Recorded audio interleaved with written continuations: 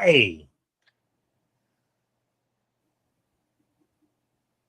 Hello. Oh, hello, everybody. Welcome. It is another episode of Real Bites, episode 10. Bang! You'll never see it coming. Oh, wow. And this is the show where we talk about movies, we talk about TV shows, we talk about movie and TV show news, entertainment, and all that good shit. And you know me, I am Drew, and he is. Hello, I'm Mr. Punches. How you doing? And everybody, whether you're watching on the YouTube or on the Facebook or on the Twitter, welcome.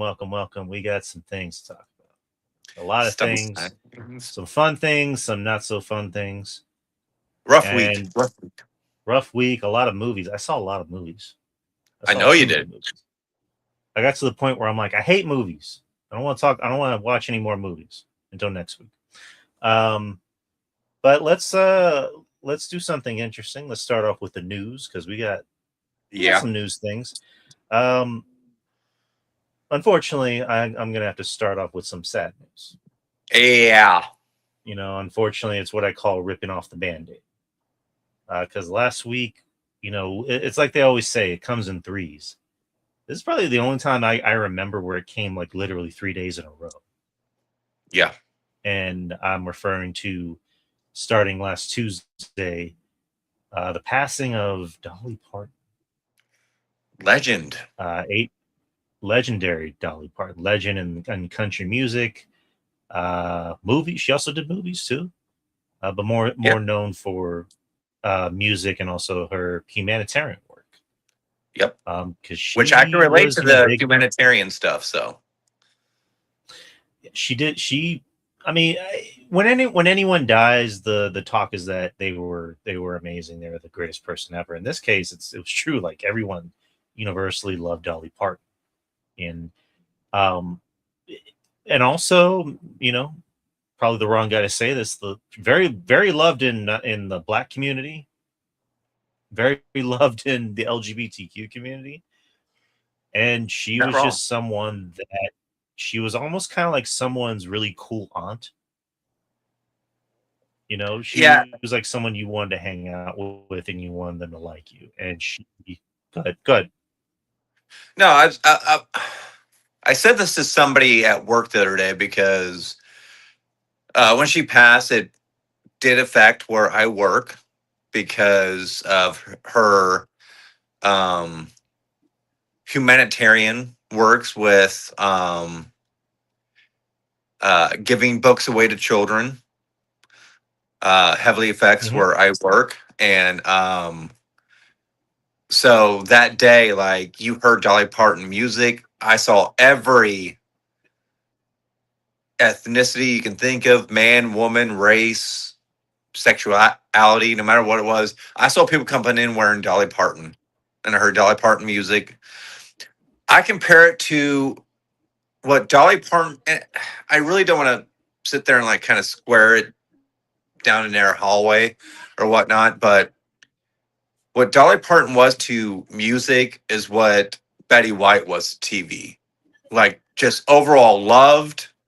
You never heard a bad thing about. And Dolly probably was a lot more famous than what Betty White was, but still the same thing. Hey there, Chris.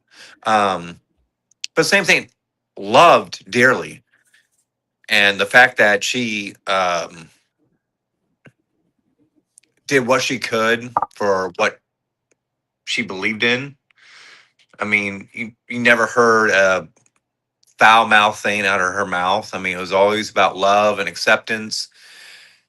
And again, to reiterate, with what I do in my job, she literally gave away millions and millions of books for children to read, because that was a big thing to her. Because growing up, that's what she talked about. Her mother, I even think she said her grandmother like read to them as kids, and how much reading was important to their life, and the fact that she had that um, organization where they literally would send out books by the millions to children who didn't have the needs and the means to get that type of stuff. So yeah, she's heavily missed. I Yeah. think she's one of those last, uh,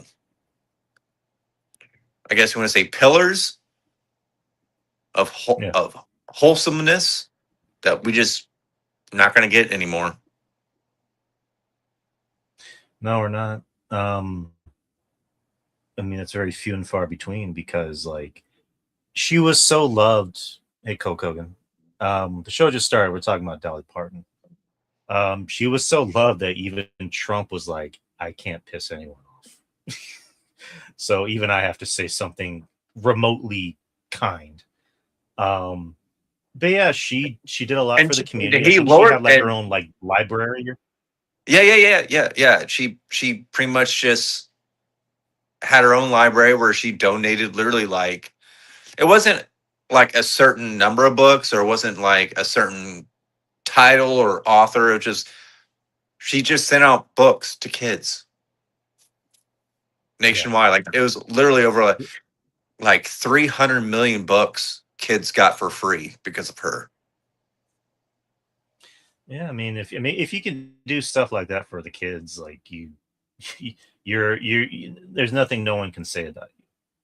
You know, she did so much for the community, and a lot of celebrities, you know, they kind of talk a big game and they can't back it up. Where she backed it up. Um, and just again beloved by everybody, beloved by her co-stars. You know, there's a story Yeah. where she put Sylvester Stallone in his place.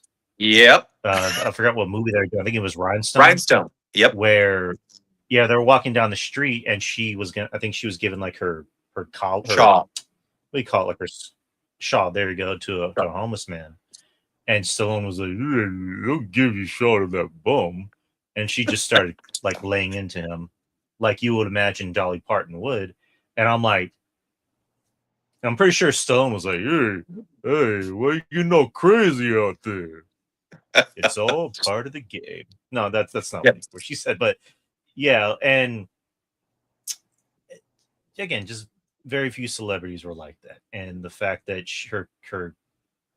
her legacy still continues to live on even after death. I mean, she created Dollywood, you know, Yep. and she would allow people to come by Yeah. And and the thing, just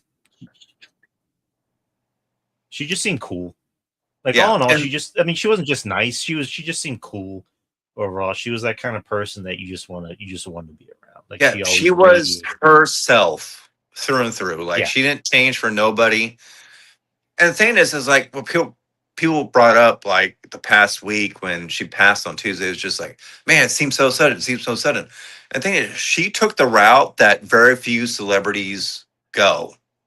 She got sick and she said, I don't want fucking nobody feeling sad for me. She's like, I'm gonna deal with right, it. Cause she literally, cause they literally went like um public with like, oh, Dolly was getting like 2 new rides. And she went on like a live video, say, hey, I wish I can be there, but my angel wings won't take me there. Just enjoy the rides, just know I'm there with you in spirit. And then a week later, gone. Like she kept her health private, which is very similar to still very few celebrities that actually do that. Because as we know, celebrities like to be public with a lot of their yeah, forthcomings. And the fact that she kept it private and she kept it very close to the chest says a lot about her. So, like she didn't want to go out having people sad for her. So I respect right. that. it's like with it's like with Chadwick. He kept that under wraps. I mean, Yeah. in his case, we saw him months prior, and I'm like, well, what's wrong with him? Whereas her, like, we never saw her. Yeah. And to going back what you just said, that's the kind of person she was. It's like, I'd rather everyone remember me, and be happy. Like, I don't want to make anyone sad. Right. I want to leave this world making everyone happy. There was a story with her and Sabrina Carpenter, because I think that's like the last public thing she did, where she did a music video with her, and there was a line in the song that was apparently very risque, and she told Sabrina, she's like, "Would you mind taking that out? Because that's you don't need to do that." Right. And she's like, she pretty much just like, it's Dolly asking you to do this. I can't say no. Right. So, what's up, High Ridge Estates 922?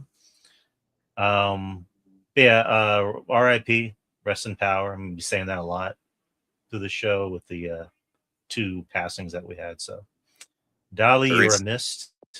Yep. And 9 to 5, baby. What a way to make it. Unfortunately, we did have another death, which actually happened on the same day, but they prolonged it for the following day, and that was Beep Beep, Tim Curry. Tim Curry also passed away at the age of 80. His was, I hate to sound morbid and disrespectful, his, I don't think, was that shocking. No, it wasn't. Because he had just suffered a stroke, I think, not too long before that, but he ended up, recovering. But with him, it was just like, again, hate to sound morbid, but it's like, I'd rather he go peacefully, because I don't. Right. I would hate to see someone that I admire and respect, go on that way. But continue. Yeah, I mean, we know with all the health issues he's been having, like he had Parkinson's, right? Or also, Right. was it? Yeah, Parkinson's. We knew he was battling a lot of health issues for at least 10, 15 years. So this, like, again, not to sound morbid, but it was only a matter of time. I mean, and Right. Thane, he even talked about when he did his later interviews, he's like, I don't fear death. So it's just like one of those things, like, just appreciate what he gave us type of thing. And he was in a lot of good shit. He gave us a lot. I mean, Jesus. I mean, Rocky Horror Picture Show, one of the greatest musicals of all time on film and on stage. Mm-hmm. And he brought us one of the greatest horror villains of all time. And it was crazy. People have been sharing it the last week. If you look at a young Tim Curry around the time it was made and Bill Skarsgård, so fucking similar. Like, it's just crazy. I was like, oh, they actually got that kind of right.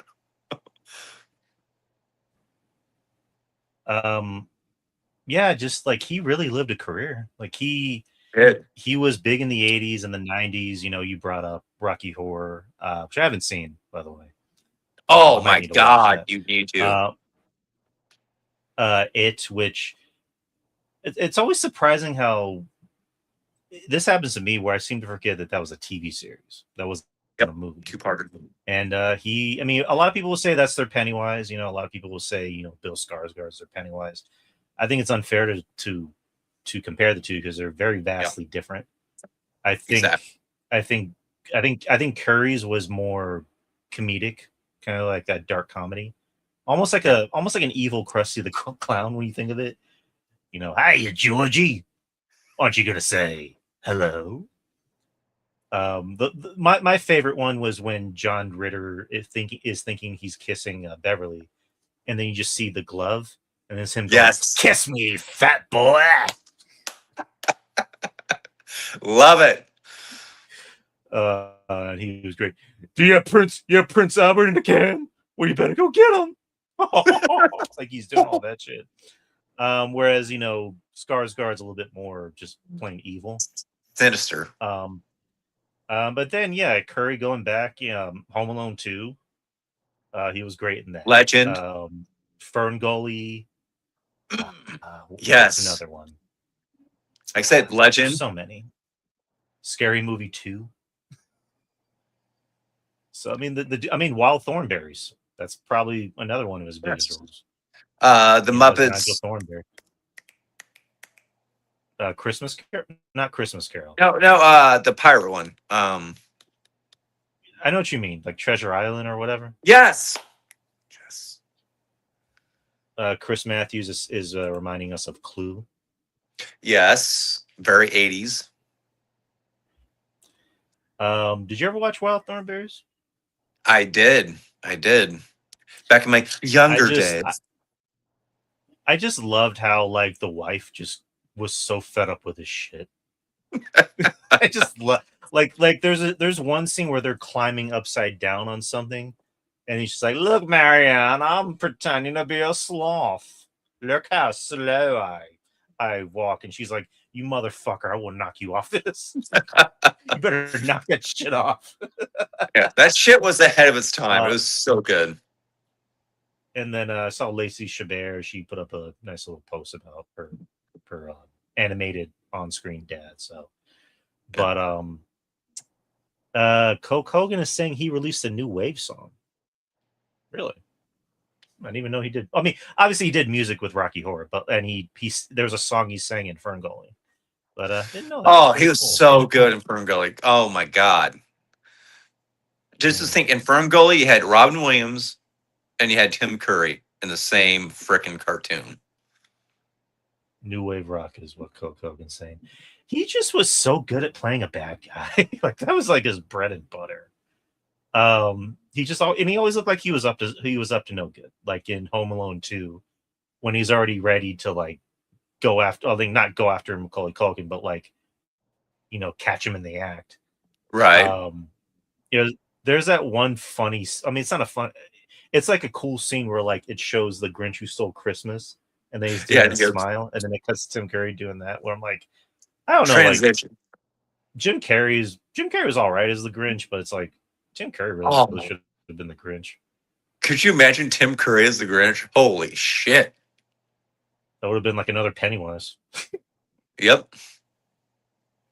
That would have been fucking awesome. But I mean, after a while, I think like especially after the 2000s, his career kind of died down. Well, And I yeah, think it's got maybe that was sick. by a choice. Yeah, I know he got sick, and I sound like a dick when I said that out loud. But yeah, I mean, that dude was like in a lot of movies that people still remember to this day. He played a lot of roles people still remember to this day. I mean, people still do musicals of Rocky Horror Picture Show.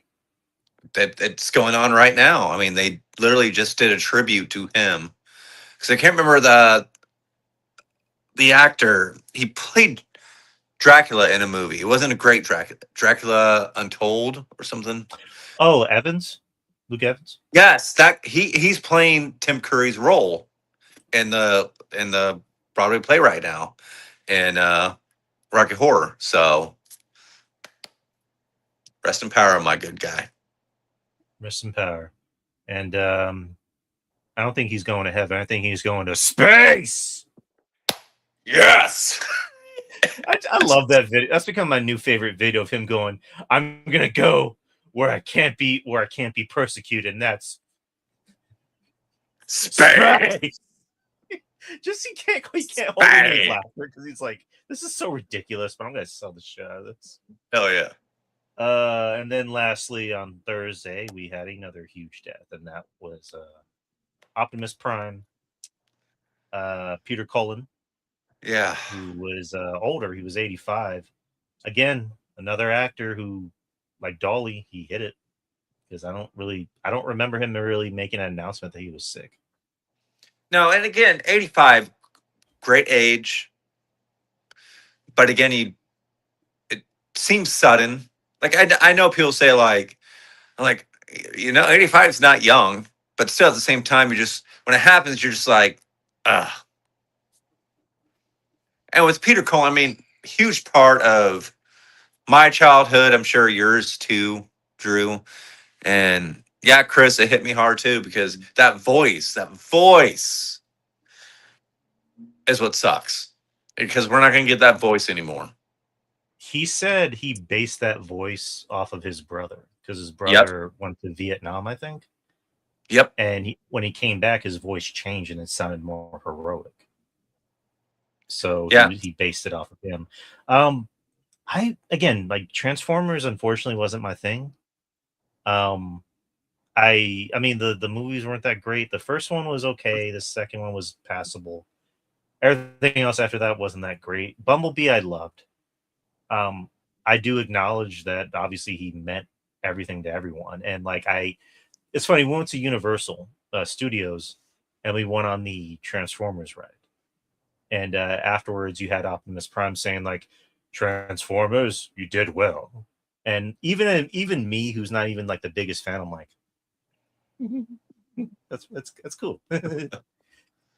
Optimus Prime thinks I'm cool. um, I didn't know this at all. He was Eeyore on Winnie the Pooh. Yep. And again, another part of my childhood, because he was part of that Saturday morning lineup when, like, I sounds corny to say like I watched Winnie the Pooh, but I watched Winnie the Pooh. Fuck, I was a kid as part of I mean, the we all did. ABC. I mean, and Winnie Pooh had a lot of really good fucking humanitarian takes on life about loneliness, depression, being there for each other.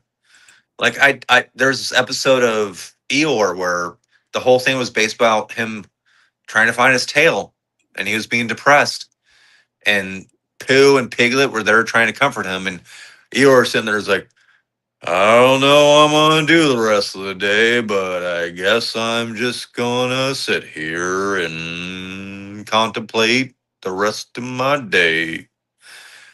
And then, like, the fact that he has his friends corral around him, lift him up. I mean, there's a lot of good shit in that Winnie the Pooh show.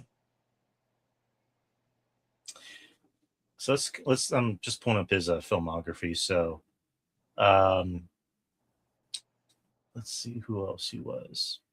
He was in Voltron. He was in Rainbow Bright and the Star Stealer. GoBots, My Little Pony, the movie. He was Grundle and Og. Oh, nice. Oh, I got one Um, for you. I don't know if the, it's listed, but I'm going to bring it up real quick. He's the voice of the OG Predator. Yeah.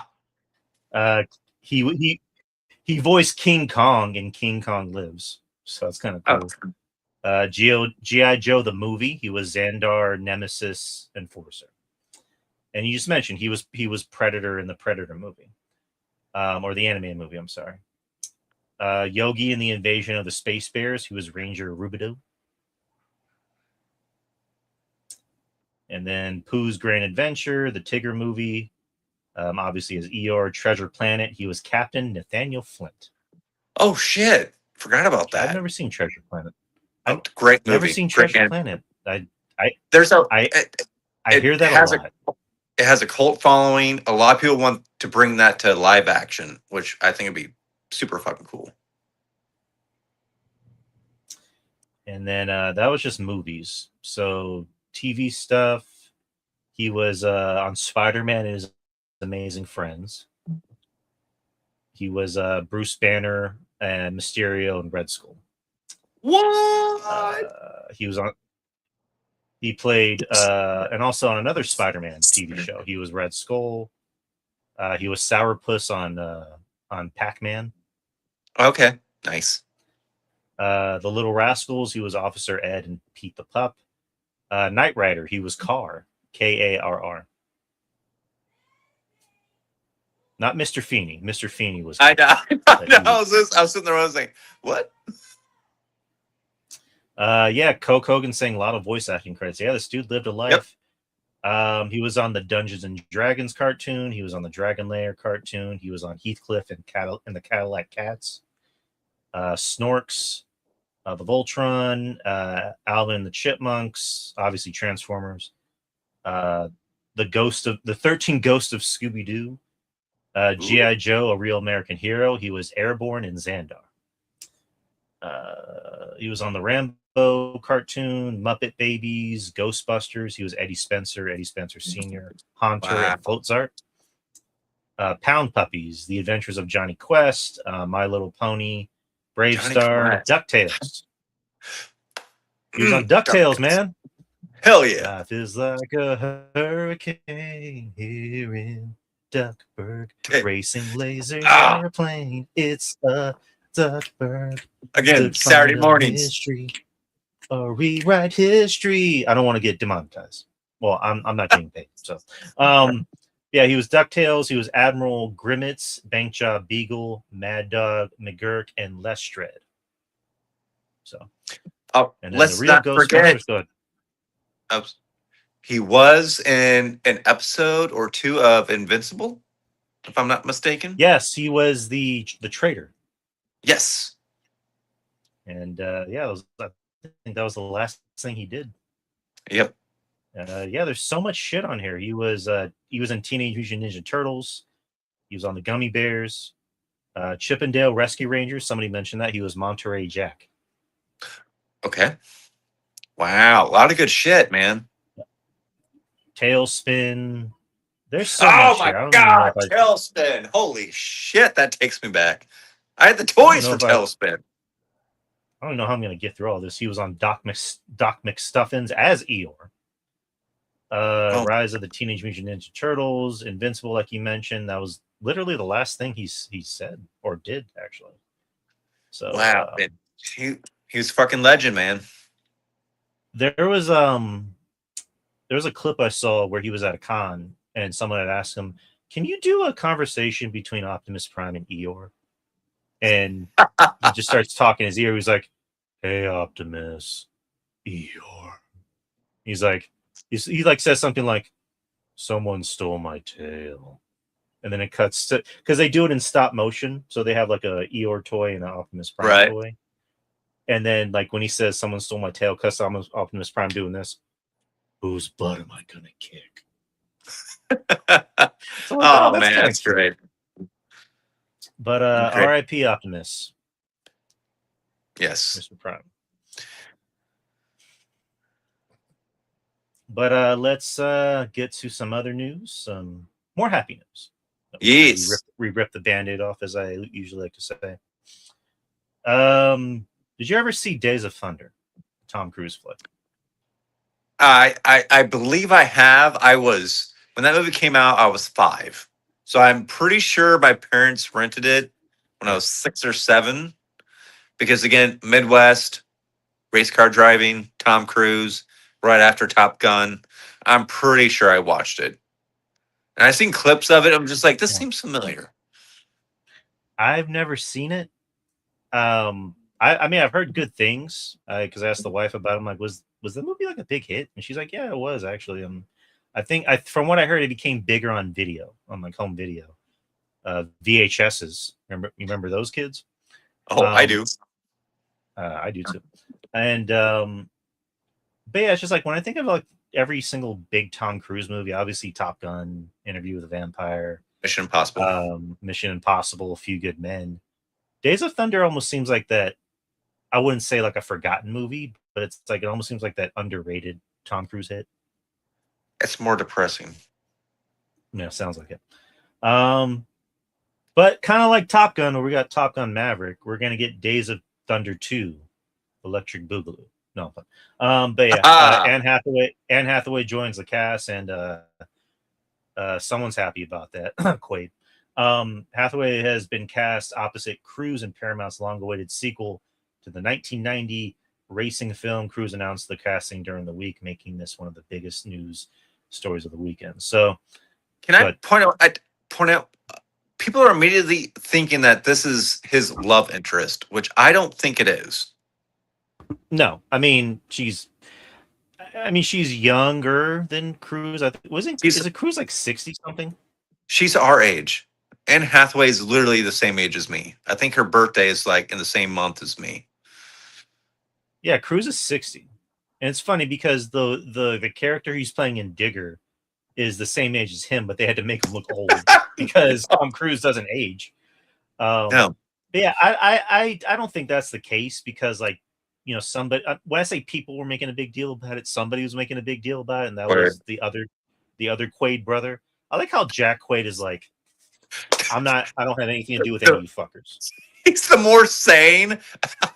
Dennis Quaid's crazy. Randy, real crazy. I mean, Dennis Quaid's just an asshole, and Randy's crazy. But yeah, but Jack's the only one who's like, I'm gonna take after my mother and be normal, and be a good person. Right. Yes. Yeah. Then like Randy put out some weird post where he's like, oh, Anne Hathaway's a bad choice. She's woke. Okay. She's a great Bring fucking back Nicole actress. Kidman. Yeah, bring back Nicole Kidman, Tom. His ex, where they had a painful breakup. Yeah, let's bring her back. Makes sense, Randy. Yeah, great idea. But yeah, I really don't have a dog in this fight because I've never seen the movie. I'm happy to see people are happy about it. That's kind of my thing. I think it will do good. I don't know if it will do as well as Top Gun. I could be wrong. Again, race car driving is huge in the Midwest. People love it. I don't get it, but it's just not my cup of tea. But people will love this shit. I thought this was supposed to have a tie-in to the Brad Pitt movie that came out last year or the year That's before. What I heard. So it's a good movie. It's fucking long. It's like 3 fucking hours. I like the second half better than the first half, but anywho, if they could tie that into this with like a trailer, I think more people will dig it because I know a lot of people like that Brad Pitt race car movie. So we'll see. I'm on the fence. Like I posted, I was like, the first one did well. I don't know if we need a second one, but I was in the same boat saying we didn't need a second Top Gun, but what the fuck do I know? That made $1 billion fucking dollars. It'd be interesting if they made a sequel to Interview with a Vampire and bring back Tom Cruise as Lestat. Oh, I'd be for he was that, so man. Good in that one. Because like Brad Pitt and Tom Cruise, I like Tom Cruise the actor. I've never been jazzed about Tom Cruise the action star. Because like it's just kind of a weird sell where it's like this 5'6" guy can kick everyone's ass. I'm like, okay. That's why Reacher. If you like it, that's awesome. Yeah, because it was like Tom Cruise fighting 7 guys at the same time. I'm like, okay, I'm taller than him. I'm 6 foot tall and handsome. One thing I do respect about Tom Cruise now is he's pushing for people to go to the fucking theaters. That's one thing I do appreciate. It's like, hey, this isn't my movie, but let's go watch it. I was like, come on, friends. I was like, I appreciate that. I was like, good for Tom. Like he's putting over like he did it with Sinners last year. What was the most recent one he did? Oh shit! Odyssey. Yes, he just shows up with a bucket of popcorn. He's like, come on, guys. It's like, hey, do you want to have popcorn with Tom Cruise? Fuck yeah, I want to have popcorn with Tom Cruise. Yeah. like, why would you say no? Right. Yeah, I do respect that about him. It doesn't come off as like phony or like he's trying to like, get clicks. Because I don't even think he has social media, as far as I know. No, he doesn't. I did see a thing the other day where he. I don't know if it's real news, but I saw it posted a couple of times where he commented on the fact that his daughter dropped his last name. And it's because like he stopped giving her money and he's like, yeah, she wanted $300,000 a week and I gave her it and then she blew it in that week. And I was like, nah, you're cut off. And I was just like, makes sense. Hey, I respect that. I respect when celebrity parents can be like, no, this is my money, not your money. Right. We're not What are you spitting that on? You live off cheese. Ben Affleck, he said like his son wanted $2,000 or like $5,000 sneakers. He's like, why? He's like, because I want them. He's like, no, if you want those, you can buy them. You're not using my money. Right. So again, that's respectful. Again, hats off to Tom Cruise who cares about the movie business and Yeah. Wants to keep theaters afloat. Which I'm liking him more and more as a person and as an actor. As I like him more now than I did in the early 2000s. So it's just he's becoming more likable. Very, very, very, very much so. Hey now, are you a big fan of the RoboCop? I am. I loved the first RoboCop, and I do not like the rest. Second was The rest was remake was. Yeah, I like the first one. The first one's fun. Oh, first one is pure 80s. Pure 80s. Oh, nothing's better. Just pure chaos, and just like, I'll buy that for $1. Bitches leave. Dead or alive, you're coming with me. And then you got a melting human going, "Ah!" And then Murphy just getting. Yeah. Oh my God! Oh, who imitated that? Was it Family Guy that imitated the Family Guy scene? I mean, the RoboCop scene. Yeah. What was it? Oh my God! I should not have watched that movie when I did. I think I saw RoboCop for the first time. I think I was 9. Yeah, it almost got an NC-17 rating. It's not a kid's movie. Loved it. Oh my God, it's so bad. Like, but good. By today's standards, it's very tame because there's a lot of violent shit. But like back in the day, it was like that shit legit almost got an NC-17 rating. I mean, it was so violent. You had people doing.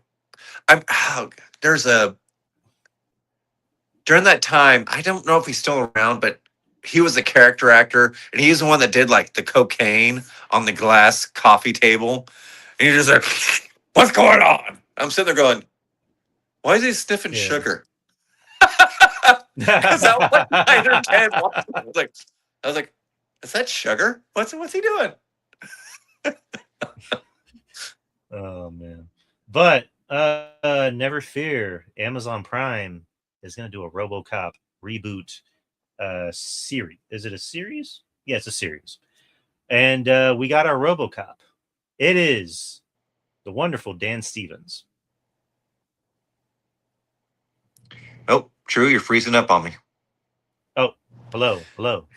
Check one. Can you hear me, Drew? Can you hear me? I can hear you. Can you hear me? I can hear you. Your face is frozen. Okay, hold on. God damn it. Oh, you're coming back a little bit. Can you hear me now? All right, can you hear me? I can hear you. Yes. Can you see me? Am I moving? Am I doing things? Oh, nope. You're freezing up on me. Oh, there you go. Hey, there you go. I see you now. You're looking good. All right. So we're good. We're copacetic. We're ready. Yes. RoboCop. Yes. Okay. So Dan Stevens, the wonderful Dan Stevens, will be the title role of the RoboCop, or just RoboCop. Yes. Chris Matthews, he's not too sure. He's not too sure about Dan Stevens. I can see why, because I think with any role that you're a big fan of, you're always going to be a little apprehensive, and I get it. But I wouldn't say I'm attached to the character the way maybe Chris would be. I'm more of a fan. I'm more of just a filthy casual, as they would say. Yeah. But like Dan Stevens, he's just good at anything. Like the guy, he could have easily cashed in on his good looks on anything, but the guy loves playing weird shit. He loves playing these weird like roles where it's just like he's not the pretty guy at all. He's a fucking creep. He's a weirdo. He's a killer. He's an asshole and everything. So I kind of have faith that he can make this work. What about you? How do you feel about Dan Stevens? I like it. Like when they first announced it, I started looking at his face, not to be creepy, but I started to compare it to. I mean, I don't blame you. I look at his face too, but continue. I was, I was trying to compare it to his name is escaping me, and it's going to bother me. the actor who played the first RoboCop, because he's such a good actor at it. And he's such an '80s Peter actor. Weller. Like he was, yes, thank you. He was such an '80s actor. Like he's in such good shit during that time frame. So I was just trying to compare, and I was like, okay, if you shave him bald, if you kind of clean cut him up, they kind of have similar faces. So this needs to be R. This needs to be a hard, like if they're gonna do RoboCop, they better not pussyfoot around. That's all I'm saying. Like they need to take that essence of the '80s, and I don't know if they're gonna make it 2026 RoboCop or, well, if you think about it, '80s RoboCop really was a futuristic movie, but in the '80s. So Right. just be good.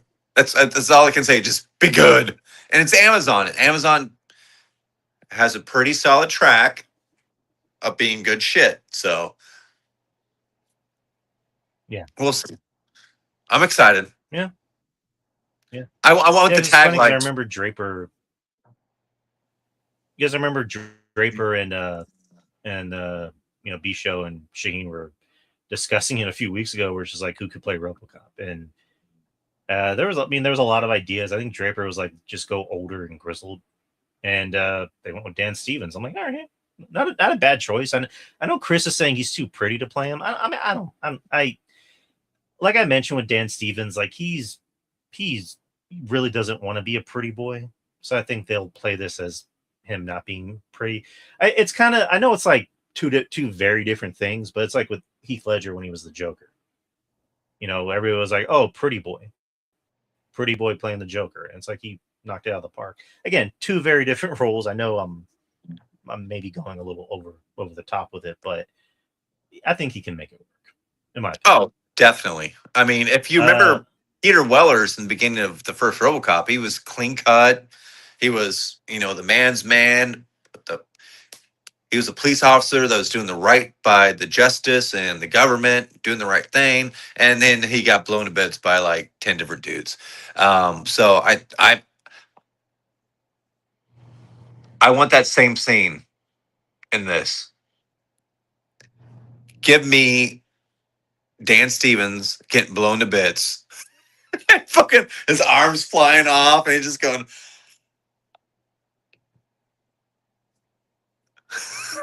If there's a way to bring what's his face back for a role, Red from 70s Show, shit. Oh, if there's a way to bring him back. Oh, for yeah. just Kurtwood Smith, yeah. Yes, fuck. If they could bring him back for a role, I'd fucking die. I'm like, God damn, that'd be so good.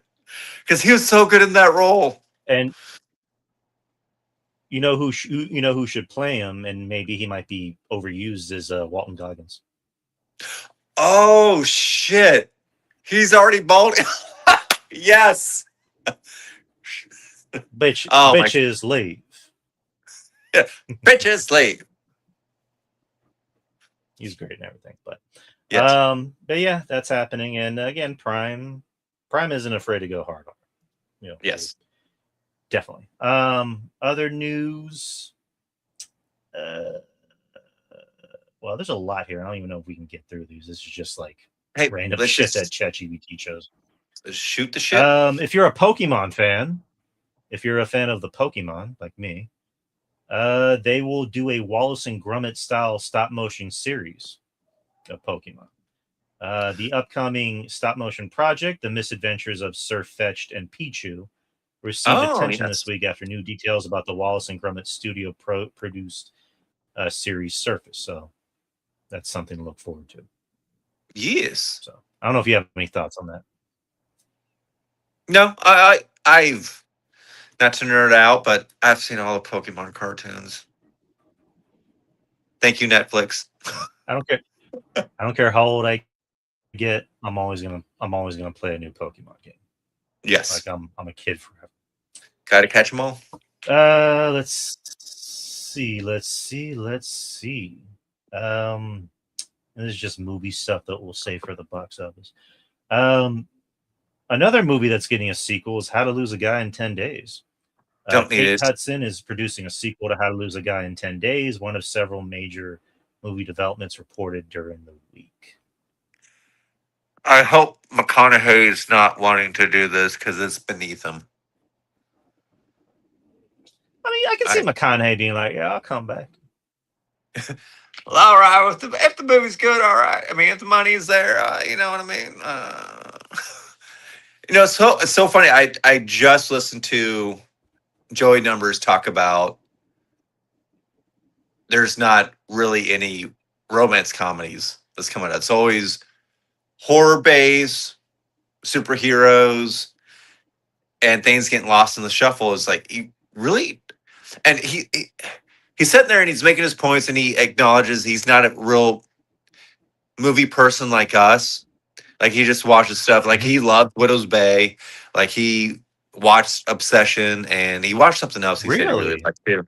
Yeah, yeah. He loved Widow's Bay. Yeah, Joey Numbers, Well, if you're listening, you go probably ahead. because it was in Massachusetts, I think. So might have something to do with that. And he said he liked Obsession. Really? I think he did. He also said he's watching the show From, which I haven't watched From, but Oh, okay. I'm learning new things about Joey every day. I'm happy. I'm happy to hear. but It makes me happy to hear that Joey liked but Widow's Bay. he talked about he's like because he's surprised there's not that many. I don't say quote unquote uplifting movies like rom coms, straight up comedies. You don't hear like any good ones that are making money. Like you talk about, he's like Obsession made like $500 million. Marvel movie made billions of dollars. He's like, when's the last time? Like he sat there and said, when's the last time you heard a rom com that made money? He's just like, it's not there. The last one was that movie with Glenn Powell and Sydney Sweeney. Did that do good? Yeah, that actually did pretty well. It's funny too. Like when you sit there talking, he's just like, he's like, oh, somebody posted the drama. He's like, oh, Pat Sin and Zendaya. He's like, okay. He's like, what's the main? He's like, 824. No, it's not fucking. He's like, that's not a comedy. He's just dark. He's like, oh, there it is.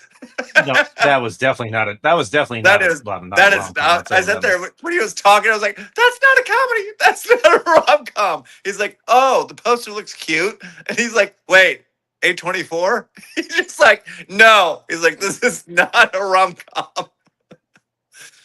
I was like, I "Yep." think rom-coms are just kind of like it's people just have this really jaded view on romance nowadays, like with the drama where it's just like that has to be dramatic, in the name. That has to be, that has to have some problems to it. Whereas like back in the day, I just think that's kind of like it's funny you brought up Wrestling Soup. I think Mish said something similar where he was like, movies, it just rom-coms just don't do that well because like the whole notion of like I'm a 6 and you're a 10 just doesn't work anymore. Well, the thing is too, if you remember the 2000s, they really blew that shit out of the water. Like every other film seemed like it was a rom com. I mean, especially as McConaughey. McConaughey was dishing that shit out left and right. Um, and it's everything's recyclable, so they will generally come back. It just got to be good. Yeah, It's just, I mean, you got to find the right good people, you got actors, to find the right obviously. script. Let me ask you something. Do you think a lot of it plays into like where it's just like these insanely good-looking, attractive people that'll never be are finding romance? You think that's what kind of rubs people the wrong way? Are you saying that I need to be in a rom com with Elizabeth Olsen because I Yes. think I could I could handle that. Coming soon this summer. Yeah, coming soon. Wow. Coming soon. Hi-oh. Hi-oh. Yeah, would never work. She's Joey thinks he's down on his luck until one day he meets the love of his life. Scarlet Witch A comes stapler. in. I'm playing.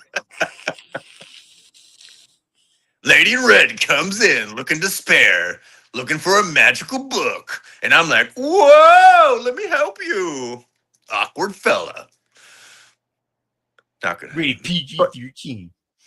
Yeah. I love that Sounds South like Park my episode where they just start saying random Rob Schneider movies. It's like Rob sounds like it's, Schneider is a stapler. sounds like my college days. PG-13. But yeah, rom Anywho, coms. but I can see where he's coming from. Where rom coms are kind of not kind of. They're very much a dying art form. yeah, I mean, comedies in general, because I mean that saying is kind of blown out of proportion. Where it's like comedy is subjective because like nowadays a lot of people they always worry about who they're going to offend. So with their comedy, it's almost like they always have to like stop and like teach everyone a lesson. Like, oh, by the way, this is what this joke meant. It's like we know what the joke was. yeah. Like I sat there, I was trying to remember the last really good hard R comedy that I saw in a theater. And I was like, was it The Hangover? Was it This Is the End? I think it might have been This Is the End. This is Like the I'm end sitting was there like good. that's what I was saying. This I was like, because I got a lot of them on fucking Blu-ray. Um, Super bad. because oh shit, yeah, super bad. Fucking that Yeah, was super bad. super bad. Was a fucking that was a journey. That was fucking like dazed and confused for our generation. But I know we're going off on a tangent here, but yeah, just stuff like comedies, romance comedies. They're just I don't want to say they're a dying breed, but it's hard to get a good one just because it's a lot of the tropes have been overplayed. Yeah. Trying to find something new and fresh. I mean, they just came out with that new one with Franco and Ice Cube Oh, Kid, idiots. Idiots, which I don't think that did well. I really haven't heard much about it. No, and just like I want to watch it, but I'm just like, eh. I was gonna watch it in theaters, but I'm like, you know what? I've already watched too much shit. Like I'm kind Yeah, of yeah, movied out at the moment. yeah, And then I was gonna try and see the Dog Stars, but I'm like, I've heard nothing but awful things about this movie. yeah. Which do you want to get into some Ridley Scott news because there's a lot of uproar about that. Yeah, Ridley Scott. He apparently they were gonna do a sequel to Romulus. Fede Alvarez was gonna come back, but But Ridley Scott pretty much just said like, no. I think Fede wanted Michael Fassbender, but Ridley Scott pretty much did the "not my Undertaker," not my Fassbender, bit, and he called Romulus just okay, and so bullshit. he's gonna do a sequel to Prometheus, which was Oh my god. boring. Prometheus and Covenant were boring. Yeah, I like Covenant more than Prometheus. I asked for. Here's the thing. I asked for Prometheus for Christmas. I was like, oh, I love the Aliens movies. I would because I just all I wanted that year for Christmas was like, give me these Blu-rays. And Prometheus was one of them. I was like, I love the Alien movies. This looks really good. I watched it and I was bored to fucking tears. And I was like, ah. I think that may have been the same year that I got the Not Good Suicide Squad too. So that was a bad Christmas for me. Yeah, sounds like a bad Christmas. Oh man, but yeah, just Ridley. I don't know. Like, Hulk Hogan saying time to retire. I mean, he's still gonna make movies, but like, there's just a lot of directors who just don't really have that cachet anymore. Like No. Ridley very much is like old bitter yells at sky because with him it's always like every movie sucks, but mine are great. And it's like he hasn't. I mean, the last good movie he did was The Martian, and that's it. Yep. Like I heard Last Duel was actually pretty good. It's just no one saw it. Everything else he's done since then, the Gladiator movie, nobody saw. I wanted to see it just because of Denzel, but haven't got around to it yet. Yeah, even though Denzel, from the clips I saw, Denzel was the only good character in the movie because it didn't even seem like he was playing anyone but Denzel. It just again, certain directors don't really have that cachet anymore because Spielberg doesn't really have that cachet anymore. The most recent one he did, you talked about it. You said it wasn't really that great. Nope. I mean, this might rub a lot of people the wrong way. Scorsese doesn't really have that kind of cachet anymore. Well, thing is, Scorsese has his films. That's a tough one for me because his films haven't been bad. They just haven't brought in the Well, people to watch it. let me put it in a different way that doesn't sound disrespectful. It's more of a question. What have you done for me lately? Like, Scorsese, I think, has made better films than the other two. It's like you said, like, Yep. nobody's really paying money to see him. Well, Just we had the Flower Moon movie, which nobody saw.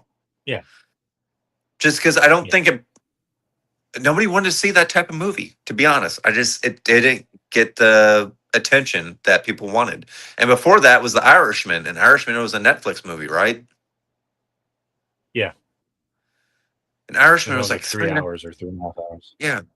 And thing is, I don't think mobster movies are cachet. I think people are burnt out by them. No. I am interested in his next project, which could be good. Again, it's a mobster movie, but it's based in Hawaii. And that's the Leo. Oh, Dwayne is that Johnson. the one with The Rock? Yep. And Leo and Emily Blunt, and he's doing a movie with Leo and Jennifer Lawrence.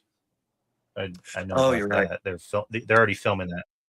I don't know. I forgot what it's about, but like, yeah, it's just like, I think with those three directors that I just named, they're always still going to get films made based on the respect that they have, and I think studios are going to always say, "Hey, here's $100 million," just because. Yep. But I think there's always going to be a lot of studio interference when it comes to them, or not interference, but I guess like supervision is the best way to put it. Yeah.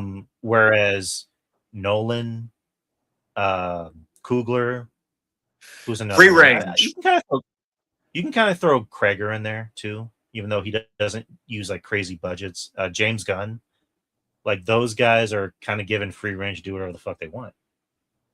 I would even put on even Ty West and Ari Aster seem to get free range. I mean, not to that extent, but they creative wise, like nobody seems to interfere with. After Bo is Afraid, people realize, oh, he's that kind of director. This is a movie for himself. This isn't a movie for people. And again, I know Shaw loves and adores and worships Ari Aster, but it's like, he needs to go back to doing horror movies. Like, nobody wants to see any more of these passion projects. Go back to doing horror movies already.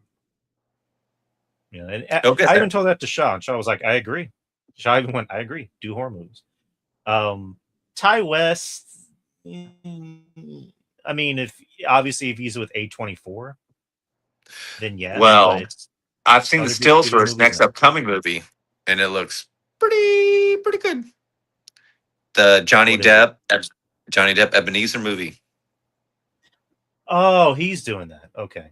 Yeah. Robert Eggers probably kind of has free range to do whatever he wants. Oh, fuck it with it. But again, it's Nosferatu, and then he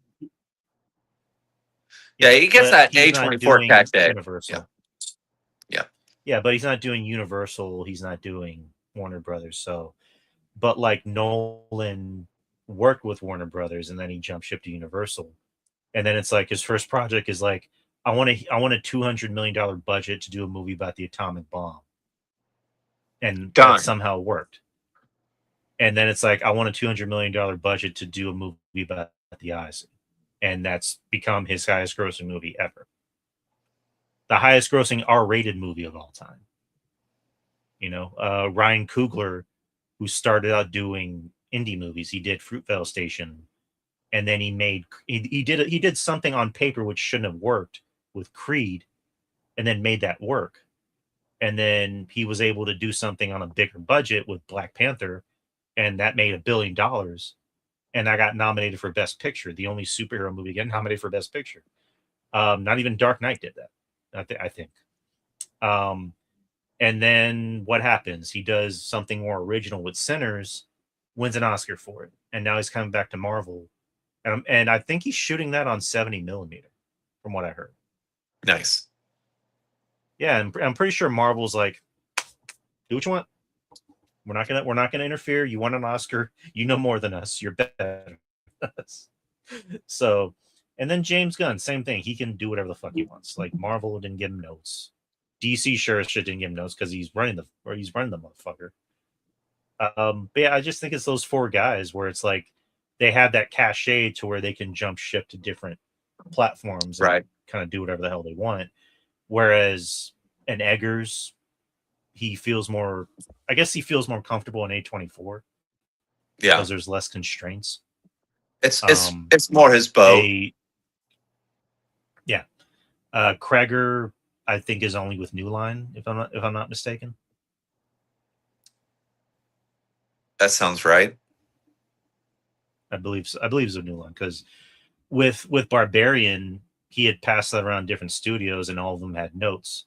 He gets the New Line, they're like, we don't have any notes. Do what you want, and it worked. And then Weapons worked, and now he's with Resident Evil and IP.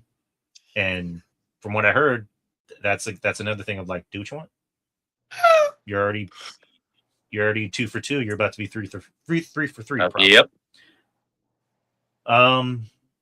Yeah, just I guess my point is going back to the Dog Stars is just like Ridley Scott, I think, is good at directing action. He always has that good gritty feel to his films. Yeah. It's just he very much gets in his own way. And that's a big problem. Yep. I agree. But that's all the news. I mean, there's more news stuff, but it doesn't really pertain to what we're bringing up on the show. Chris Matthews is saying Osgood Perkins. We'll see what the next. To me, he's 2 and 1. You don't feel that way. I feel that way because I love Long Legs. You didn't. He's 3. Monkey was and they just I like the Keeper. I like the Keeper too. I got the Keeper on 4K. I watched it twice. I'm sorry. It's fine. Sorry. Don't Long Legs. I gave Long Legs a second chance, and I gave it maybe half a star, but I liked the audio and technical stuff about Long Legs. It wasn't more for than you, the story and the actors. Dude, the first time I saw it, I was in a theater full of people, and anytime Nicolas Cage came on screen to do and say anything, everyone laughed. And not even like that's funny laugh, more like this is cringe laugh. And Micah Monroe, I don't see what people see in her. She's just very wooden and everything.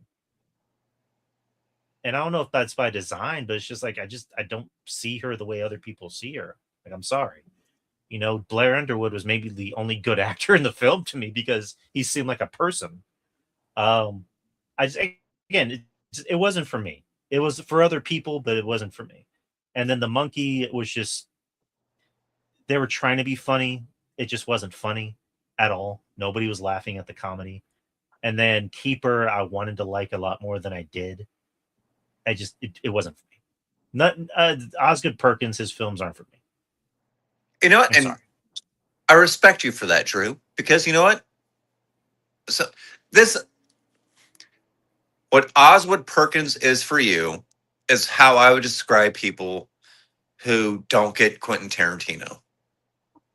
Because I often say is like, yeah, if you want to watch Pulp Fiction, if you want to watch Reservoir Dogs, if you want to watch even Kill Bill, you have to be in a mood to watch those movies.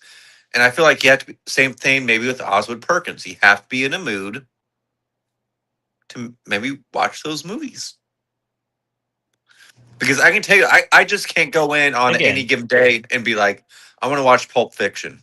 Like, I have to be in the mood to watch Pulp Fiction. If I watch it on a day I'm not in the mood, I'm like, this fucking sucks. Like, I have to be in the mood to watch Pulp Fiction. That's just... Yeah. I mean, not to sound like Family Guy, I'm just like, oh, what's he say about The Godfather? It insists upon itself. It's the same thing. I've got through Godfather once. I've tried 5 times, and I've got through Godfather once. Do not let the boys over at Spitball Media hear this, because they will hate me for this. I've got through Godfather. I've never once. seen it. I've never seen it. I It's probably not will for me. never see it. You should. We should talk When you about it. If you guys want us to review The Godfather, please put it in the chat.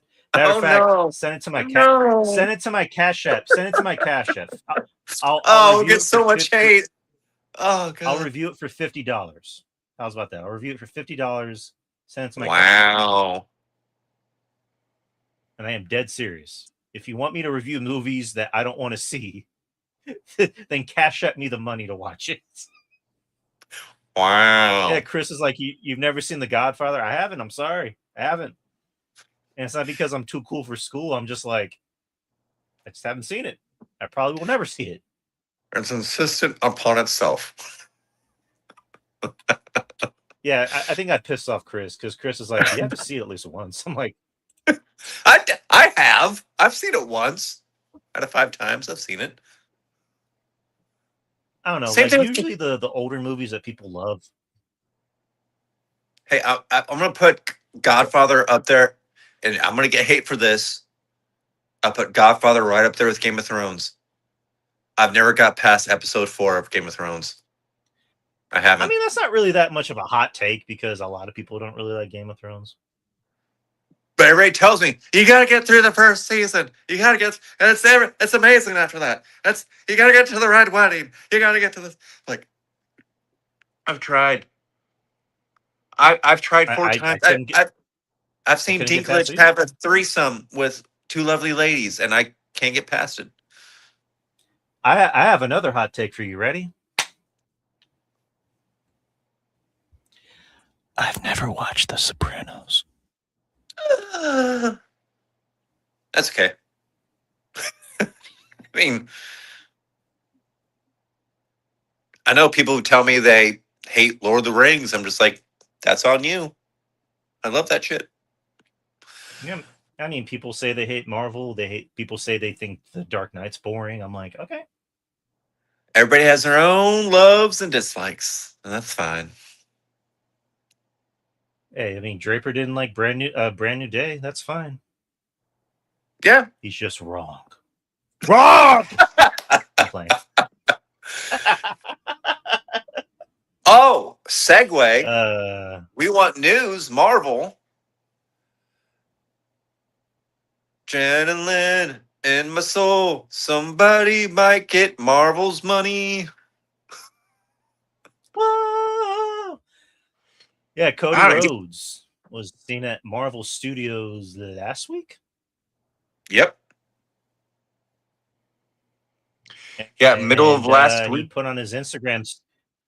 Yeah, and on his Instagram story, he had the X-Men theme playing. So I don't know if that means anything. I don't know if he's trolling everybody, but the second I'm just like, well, is he voicing somebody? I'm just like, they're already four seasons in. Like the 4th seasons are, I think, already wrapped up.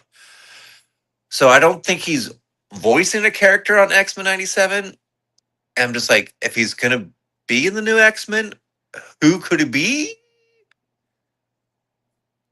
I don't know. I mean, usually Marvel's who he can play. Marvel's usually hush hush. There's a lot of speculation, and it's speculation. And thing is, there's so much. That's another thing I hate about social media now is there's so much troll accounts and AI accounts. It's like, this person's gonna be this person in this movie, and this person's gonna be this person in this movie. It's like, so now they're saying Cody Rhodes could be eyeing for the position of Cable. I'm like, ew, yuck, no. Yeah, no. I mean, whoever he plays, they need to find something that works for him. The thing is, for X-Men, he's an older fella. So my first instinct was like, oh, what if he's Havoc? But I'm like, wait, no. Scott's young, so Cody can't be Havoc. So I was just like, well, who could it be? Wolverine. No, he could be Stryker.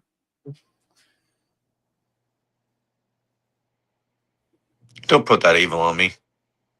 No, I don't want that. No. Stryker. Listen here, Wolverine. Let me tell you something. Oh, stop. Again, it could just be a bunch of hot air because a lot of actors have visited Marvel Studios and they're just merely passing through. Yeah. But then again, he's also an actor. I mean, Cody's always wanted to be an actor before he became a wrestler, and he's already done some things. He was in Arrow. He's coming out in fucking Street Fighter. Playing Guile. So, which I don't know who he could play. I mean, I can't really think of anyone, honestly. From a wrestling fan, for a great storyline, if he gets a role, he could rub that shit in Seth Rollins' face. Like, hey, motherfucker, your part got canned. Mine didn't.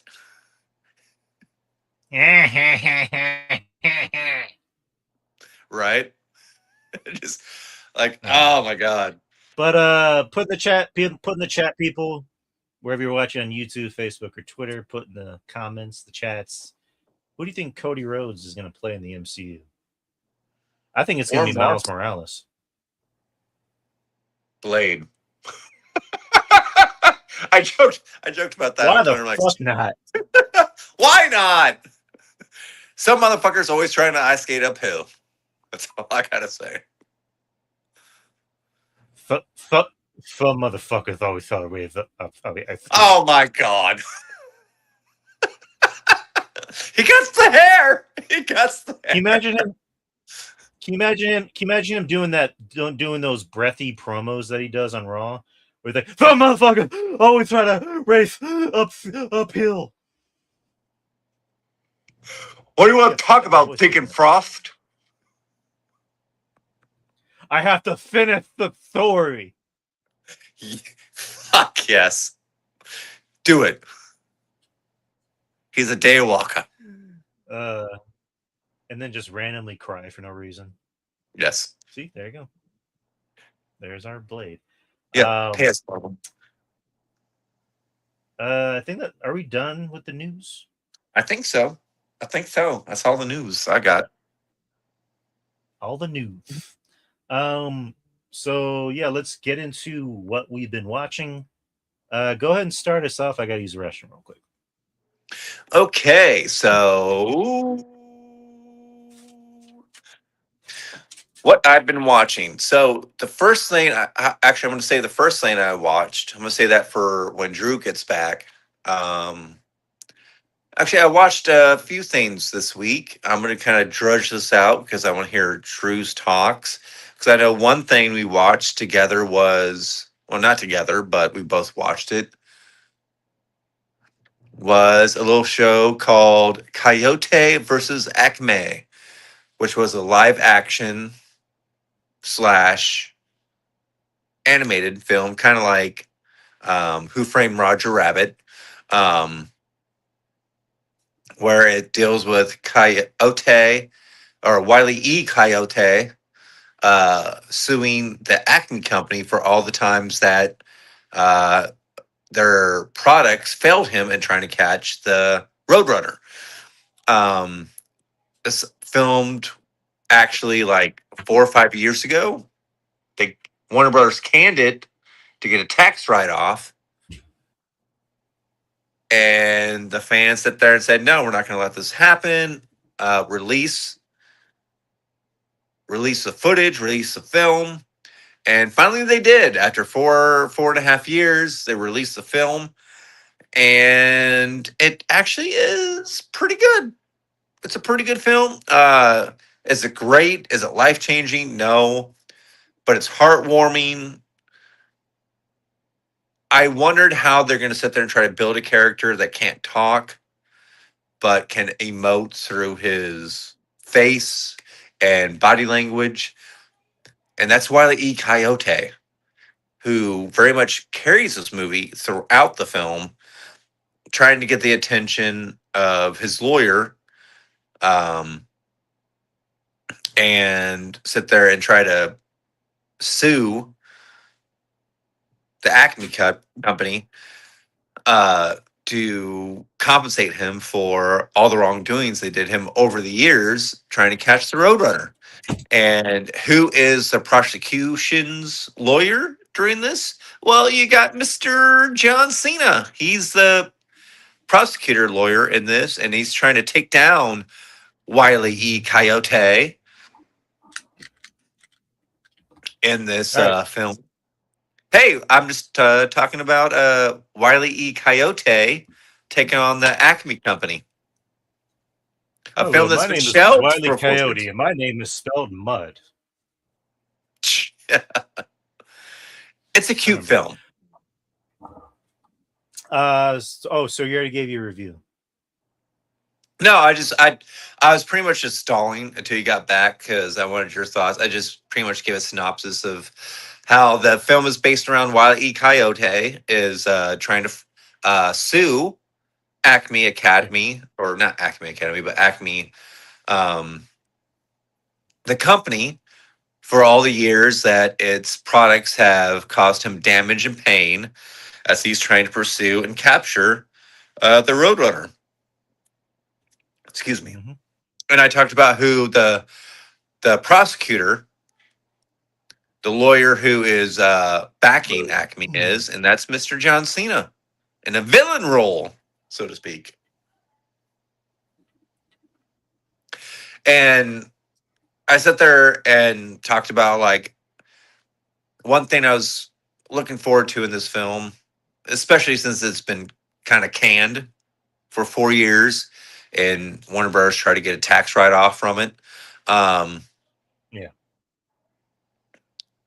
is how they would try to emote Wile E. Coyote. Since he can't talk, all he does is use body language and emote through his facial features and all that. And they did a really good job. Like, this was a fun film. It was a cute film. Uh, they played off the emotions. I thought Mr. Coyote and I'm forgetting the actor who played the Will Forte.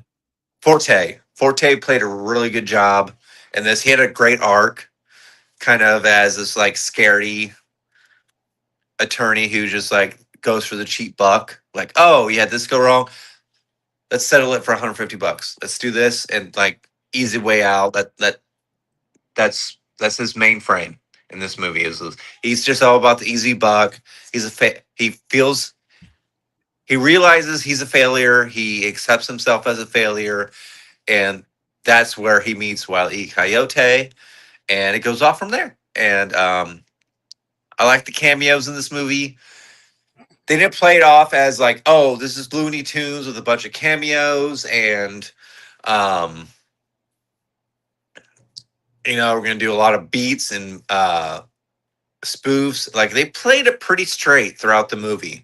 I mean, you had your cameos with the Bugs Bunny and everything like that, but they didn't play it off as like this is a Looney Tunes movie. It's a movie based in the Looney Tunes world. Yeah. And I liked it. Okay. Yeah, I loved it. I really loved it. It's in my top 5. Like, that's how much I loved it. On paper, I forgot what other film I said this about, but on paper, this is a movie that probably shouldn't have done well as it did. But it worked because you can always make meta stuff work, and this was kind of a meta movie where it's like this is set in a world with Looney Tunes, where Looney Tunes and humans somehow interact and they make it work. And I think another thing that really made it work so well was that there's so much heart in it. Like, there's a lot of heart in this movie. Yep. To the point where there was like a scene at the end where I kind of got choked up. I'm like, oh, the Looney Tunes movie making me want to cry. The trial scene. Yeah, like Yep. you know, they gave, again, like Wile E. Coyote, he's the star of the film, so he has to emote a lot and he can't talk. I like the fact that they didn't make him talk. I like the fact that they Yep. didn't like try to do something dramatic where they brought in an actor to like do the whole I'm gonna give a speech, conveniently at the end. And same thing with um the Roadrunner, Yes. or just Roadrunner, and they just made it work. They made it Yeah, and work, and I they love the were able to fact. grasp at our heartstrings. Yeah, I love the fact too. Like, there's a couple times where like Forte's try to talk to Coyote, and Coyote's just like, I got a limited amount of signs. Like when he's trying to sit there and express himself, he's just That was like, funny. I was like, okay, I get that. And there was like subtle adult themes, just like in the beginning, it's like it's nothing, but like Coyote's falling, is just like, oh shit, he just like falls, and then you Dude, had like the Pepe Le Pew moment. I was oh my like, god, that made me lose it. That moment where she's like in the anti-predator spray. I'm like, where's this going?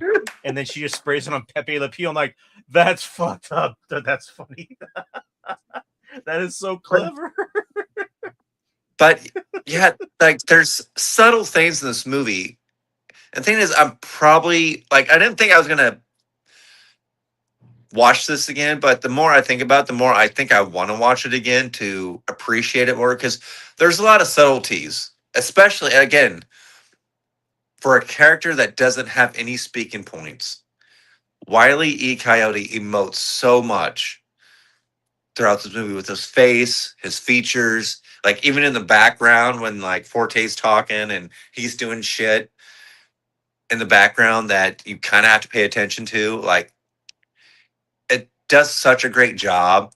And I was thinking Cena is Cena in this movie. Like, he's a bad guy, but he doesn't give me like I wasn't like overblown with Cena's performance. Like, he was just Cena being bad. Right. Like him attempting his heel He has turn he again. had some funny. He had some funny moments, like the where he's like talking to Tweety Bird. He's like, "Oh, Oh, yeah. you tall something," and he's like squeezing her. I'm like, "Oh yeah." I mean, John Cena's funny. I like the fact that he had to pretend to be afraid of a giant rooster. Right. Oh, that's another thing I loved. I love the fact that again, we have Looney Tune characters, but they're not playing like this is Looney Tunes, like the '90s cartoon. Like we're like oh, here's Bugs Bunny. Oh, here's um Porky Pig. Here's Daffy Duck. I mean, it's just like everybody's their own character without having to sit there and explain themselves, if that makes sense. And I also appreciated the fact that they didn't try to make this a movie. I mean, it was called Wile E. Coyote, or Coyote versus Acme. I like the fact that they sparingly use Bugs and Daffy, Yes, yes. and Yep. they had their important scenes, but they're just like, we're not gonna overuse them. We're gonna Yeah, use same them when we need same to thing use with them. Taz. Taz showed up, he had his Yeah. part, and that was it. And they kind of gave shine to other lesser known characters, like the Doctor, who was married to Tweety Bird's Yes. grandmother. Which Like was a he kind of played spoof. a big role in the uh, film. oh god, who was he a spoof of? God damn it. I My know who grandma's I my grandma's yeah, gonna kill me. Don Knotts. Yes, fuck. Oh my god, yes, Don Knotts. Thank you, Drew. But who was the goose lady that was at the trial? Oh shit.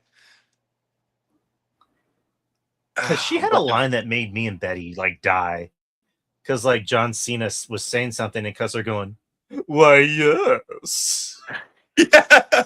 Yeah, pretty much just saying like she wanted to fuck him. Yeah, exactly. Um, but yeah, just this movie worked because they gave the human characters enough. But at the end of the day, this is a movie about Wile E. Coyote. This is a movie about the Looney Tunes. Yeah, and And they didn't try to force, Wile E. Coyote to be a good guy. It was one of those Exactly. things of like he organically got there because he realized, wait, people actually care about me.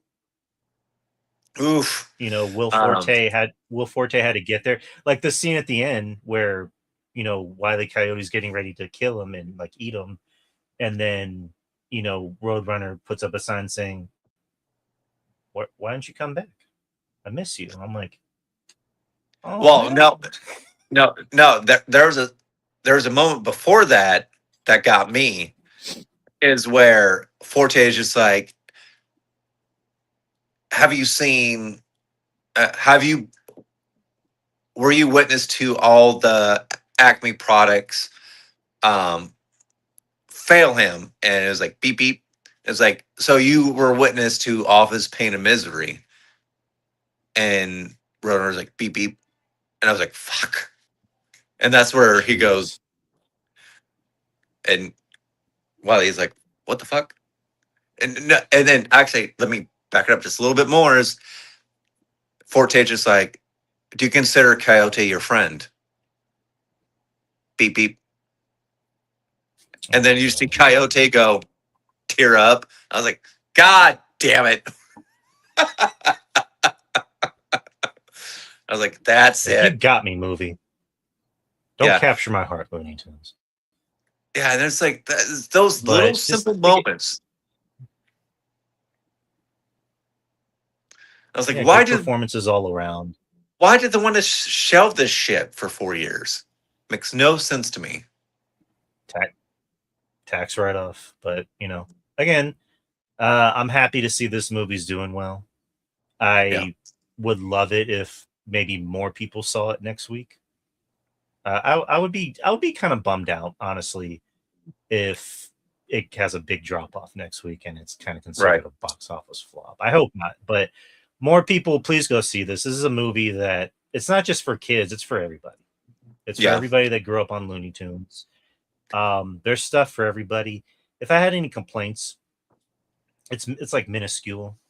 Um, the animation on the Looney Tunes didn't always look great, especially some of like the eyes on the characters. And I do kind of wish it was a little bit more funnier. Right. You know what I mean? Like I kind of wish they not necessarily have dirty jokes because they already had that Pepe Le Pew joke, but like I Yeah. mean more like jokes where it's like kind of insider baseball for some Yeah. of the adults. I get that. I did appreciate too But the yeah, I mean that's the just kind of little my only complaint. My yeah. only complaint. The movie was great. It's in my but I go was ahead, gonna say talk. one little thing that I did like in this movie too is like the little callbacks to the probably late 80s, early 90s animation that they showed throughout the movie. I was like, oh, I appreciate that. I was like, I remember that. I remember watching that when I was a kid. So I thought that was kind of cool too. Okay. I'm gonna turn my camera off because there's a lot of lag and we got some movies to talk about. So Over curve. I don't wanna talk okay, I don't want to talk over you and make it sound like I'm being a dick. But all right, so Yeah. Coyote versus Acme, worth the watch, worth the money. Please go see it. Yes. Please go see it. Another movie that I saw, and I believe Joe might have seen because I see it in his info, is Buddy Yes. with where again simple premise of like this is a movie where it's about a children's TV show in the 90s Yep. that the kids are obviously trapped in with this with this homicidal crazy evil almost like a unicorn like a orange unicorn Yep. and there's really not much else I can explain about the movie where I'd be giving away a spoiler but like the first half I, of the movie I think is very genius because it kind of reminded me of WandaVision in a way where like those first few episodes where like they're trapped in like old TV shows, and they would just give you like little nuggets of like what the fuck is going on. We want you to think that you're thinking. And Yeah. like every episode would always end with like something fucked up happening. Like the first episode, was like some kid got, he didn't want to dance, and he's like telling, buddy, I hate you, get away from me. And he's like, you're hurting me, like you're hurting me. And like it cuts to the mailbox just being like, Oh. like just little gags like that, because like the movie's actually very funny without trying to be like over the top funny. I mean, in some scenes it does get kind of weird, but like I was in a packed theater full of people at like 5 p.m. and I'm like, man, people really want to see this movie other than me. I miss the days where I can just watch these movies by myself. Right. But now everybody wants to see them, which I'm happy for, obviously. But like a lot of people were laughing in the theater at some of the side Really? gags. Wow. Okay. Yeah, like just the mailbox going. I'm like, that shouldn't be funny because, based on what's happening, but it's somehow funny. And just how Buddy is very passive aggressive, and he's very much of a narcissist, who's like, how can you do this to me? How can you do this to me on my birthday? You should apologize. Like he's just doing little shit like that while he's abusing these kids and like, putting them in harm's way. And he's also a fucking creep because like he's like grabbing the nurse's ass and licking her face. So it's like he's not just a killer. He's kind of a rapist when you look at it. And just like one gag that shouldn't have been funny, where like he kills this woman by bashing her head into this table, and then he sees the clock, and he just goes. And I'm like, why was that funny? I don't know why that was funny, but it was funny. And like also traumatizing at the same time. But go ahead. Well, we know who played the orange unicorn, right? Yeah, Keegan-Michael Key. Yeah. I guarantee that was an improv moment from him doing that. Oh no, he wasn't in the suit actually. He wasn't? Oh, okay. Okay. It was another actor, but that's also another thing of like the fact that it was really impressive that both the actor and also the voice actor were able to kind of be in sync with each other. Because I imagine the actor had to do the acting first in the suit, and then Keegan-Michael Key had to match his energy. And Keegan-Michael Key is he's a very talented actor. He's also a very talented voice actor. So like he was able to make it work, and that worked. And just the fact that he was able to have good comedic timing while still being very just like scary, disturbing, because like this movie's not very scary. It's very disturbing and like very unwatchable in some scenes, because like there are kid deaths. Like kids do die in this film. And some of it is very quick. Like actually most of the deaths are very most of the kid deaths are very quick. Yeah, it's not really gory. It's just disturbing. Like with what the they kid show. Deaths are quick. The puppet deaths are very gory. Like when he rips the bunny's head off and it's like full of blood and guts. I'm like, Jesus Christ. Like how'd they make that work? With the kids, it was very quick because like one kid was like, I love you, buddy. I love you forever. And then he just hugs him, but he squeezes him to death and then just like throws him to the side. I'm like, holy fuck. Okay.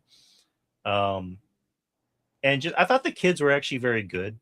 The kid actors, I thought they worked. I agree. I think they understood the assignment. The main kid actress, I forget her name, but I thought she was very good. Freddie, for the most part, I've never seen her. Freddie. Well, I forget her actual Oh, name. yeah, gotcha. But she was very good because she was essentially the star of the film. Yep. Where she had to do a lot of the heavy lifting, and it worked. And then it cuts to the real world with Christy Milioti. Which I'm going to be honest, this is my pet peeve of the movie. Which you're going to disagree with me with. I'm just like, we didn't need this in the movie. Like this, bringing the real world stuff. I'm just like, with no end goal really in mind. It kind of pissed me off when I watched it. I was like, Yeah. because I felt like, oh, we're gonna add this in to add more discomfort. We're gonna add more death. We're not. I was like, we're gonna add this all in. I'm not trying to spoil anything, but it's like we're gonna do all this just so we don't have a happy ending. I was like, we didn't need this middle part, in my opinion. I watched it and I was just like, oh, okay. I see the connection. I see what they're trying to do. They're trying to add, because they don't really explain what Buddy is. Because I saw your points on it, and that was my points too. I was like, okay, is Buddy a djinn? Is he a evil spirit? What is he? How's he making these families forget? Again, not trying to spoil anything. Um, but where we got from that to the ending, I wasn't satisfied. It kind of made me mad. I was like, okay, we're just doing this to sit there and add more. Um, what's the term I'm looking for? Um, More like effects, more like shock and value with no value. That's just what I took from it. I was just like, when saw that section come in and I saw her character, Topher Grace come in, I'm just like, and then it just all pretty much be wasted Yeah. for pretty much nothing. I didn't care for that. I'm just like, well, just take that 20 minutes out and just focus more on the kids. Like, that's just my point on it. Yeah.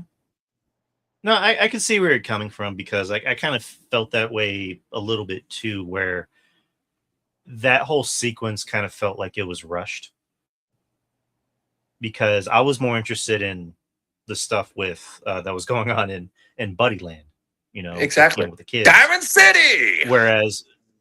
Whereas when they went back to the adults, I'm like, okay, is it going to be a thing of like she's one of the grown up versions of one of the kids that escaped? Yes, I thought the same thing. Oh, And then they did something where she's like, huh, why do I feel like I used to have more kids? Looking back on it, that was at least unique. But I'm like, that kind of felt very shoehorned in, and it yeah. didn't really make sense. And they And just the didn't whole explain notion it. of Buddy's able to warp time and like erase people from history, like he's Thanos or something. I'm like, I don't know, that was kind of weird. And just like, I understand we like less is more when it comes to explaining motives, but like, give us something. Give us a Yep. little, like, going back to Obsession, where like we don't need to know everything. Give us a little bit so that way we can be like, maybe it's about this, maybe it's about that. Whereas with this, it's like they didn't really give us anything. They just kind of went, Yeah. there you go. Like, here's Buddy. Buddy's evil because this. And Buddy can also pull people from the TV. He can somehow Exactly. possess people's television sets. And it's like, but how? Like, and I like Topher Grace. I thought Topher Grace was actually pretty funny in the film. Like, whenever the psychic comes in, he's like, oh, how'd you know my name? Because you're psychic. And, Topher Grace Right. is always funny and everything. And I like Chrissy Milani too. But in in some ways, the way you kind of describe it makes sense, where it's like she didn't really serve a purpose. Yeah. They just try to make a connection. I'm just like, okay, but for what it's worth, it seemed to get all wasted away anyways. Like It's like, yeah, they got, we had point one, point three, and so this was point two, and we're gonna try to connect them, which we didn't need. I was like, focus more on the kids, them trying to escape through the forest, Diamond City, all that jazz. Like, we didn't need, again, I like her as an actress. I like Topher Grace, but really, they weren't needed. It seemed like cannon fodder more than anything. right. Yeah, like you said, the movie should have just been with them trying to escape, and then it didn't need it. Also, I'm just gonna say this: it probably didn't need a happy ending. And granted, that ending wasn't really happy, quote I would have unquote. been It was more more just happy with like, the ending. I would say I would have been more happy with the ending if we didn't have the fucking second part. Because to me, true. it's like I didn't need that Okay, mother yeah, connection. I didn't need the whole real world aspect because it didn't make sense, and that's what threw me no, off. That's it what didn't. made me not like this movie more because I was like, "Where's the connection?" It's just like, "Oh, you're missing a child. Why? What happened? What is Buddy? How do you know Buddy? Yeah, How did you get sucked in? How yeah, did you get sucked into yeah, Buddy's world?" like just and just I don't know. I don't want to give away too much because I'll be giving away Yeah, spoilers. But right, right, like, right. just the ending, where it's like, why? Why is all this? Yeah, And there's more than two buddies. There's also other mascots that are doing this shit. So I don't fucking know. yeah. So again, I know it sounds like we're hating on the film. I think I might have liked it a little bit more than Yeah, you did. yeah. Yeah, But you liked it more. I thought it was fine. There's just a lot of stuff that made me mad because it's just like right, stuff didn't add up. So I gave it a right. 6. I think I gave it like maybe a C or a C minus, where that rating is more just like take it or leave it. Where like it's not terrible. It's actually pretty No, fun for the most part. The good stuff works, but the stuff that doesn't work just doesn't work. Well, for me anyway. yeah, Um, same. Also the Michael Shannon voiced the cowboy puppet. Did he really? Oh shit! That was him.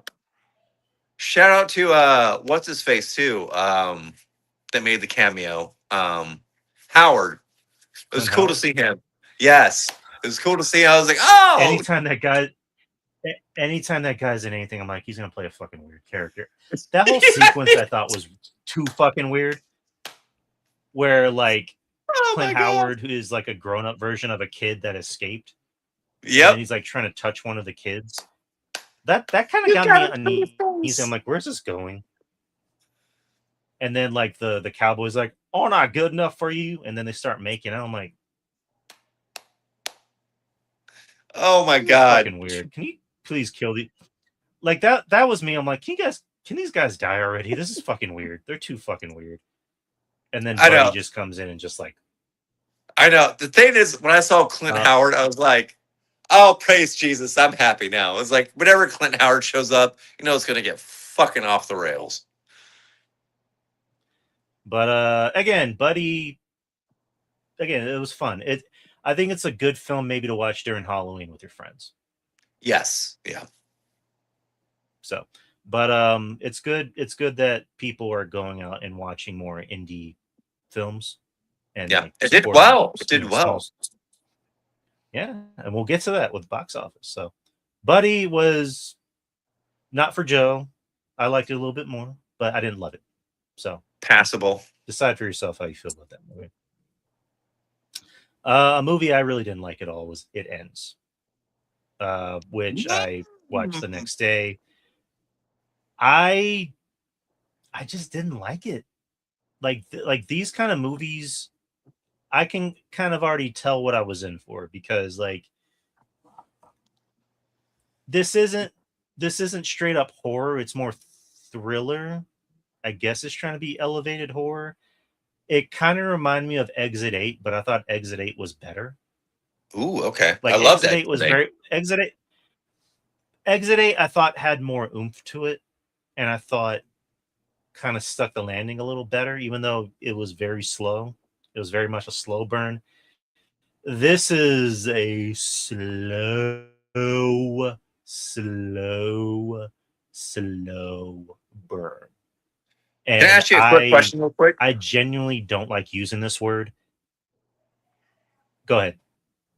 I was gonna say it ends. How do you compare it to It Follows? Because I know It Follows is very hit or miss movie with people. I mean, I don't like It Follows either. I know you didn't. So that's That's why I'm probably the wrong asking. question.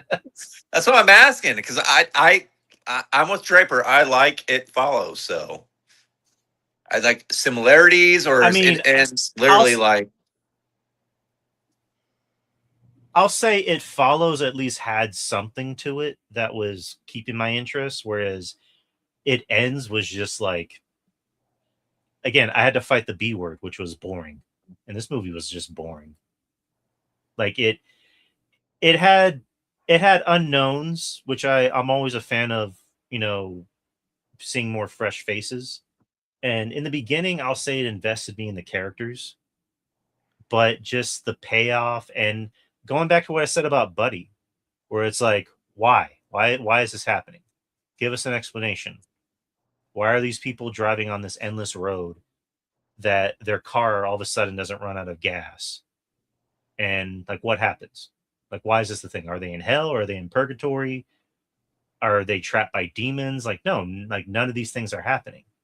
And then when the movie ends, it just continues, oh if that makes sense. Like it it doesn't really does. have a payoff. Yeah. And yeah, it when it ended, I went, so we're continuing? Like what the fuck? So So it's it like the wasn't for me. end. I didn't like it. It's like, this is the end. Now this is your prize. You have to continue this shit. It's like, well, that's kind of a boo. So, Oh, shame. did you watch it? It's on my list, but I did not watch it. Okay. Again, I will say this. It struck me as a critics movie Okay. more than an audience movie. So because like I saw the critic score was high, the audience score was low, so that kind of was very telling.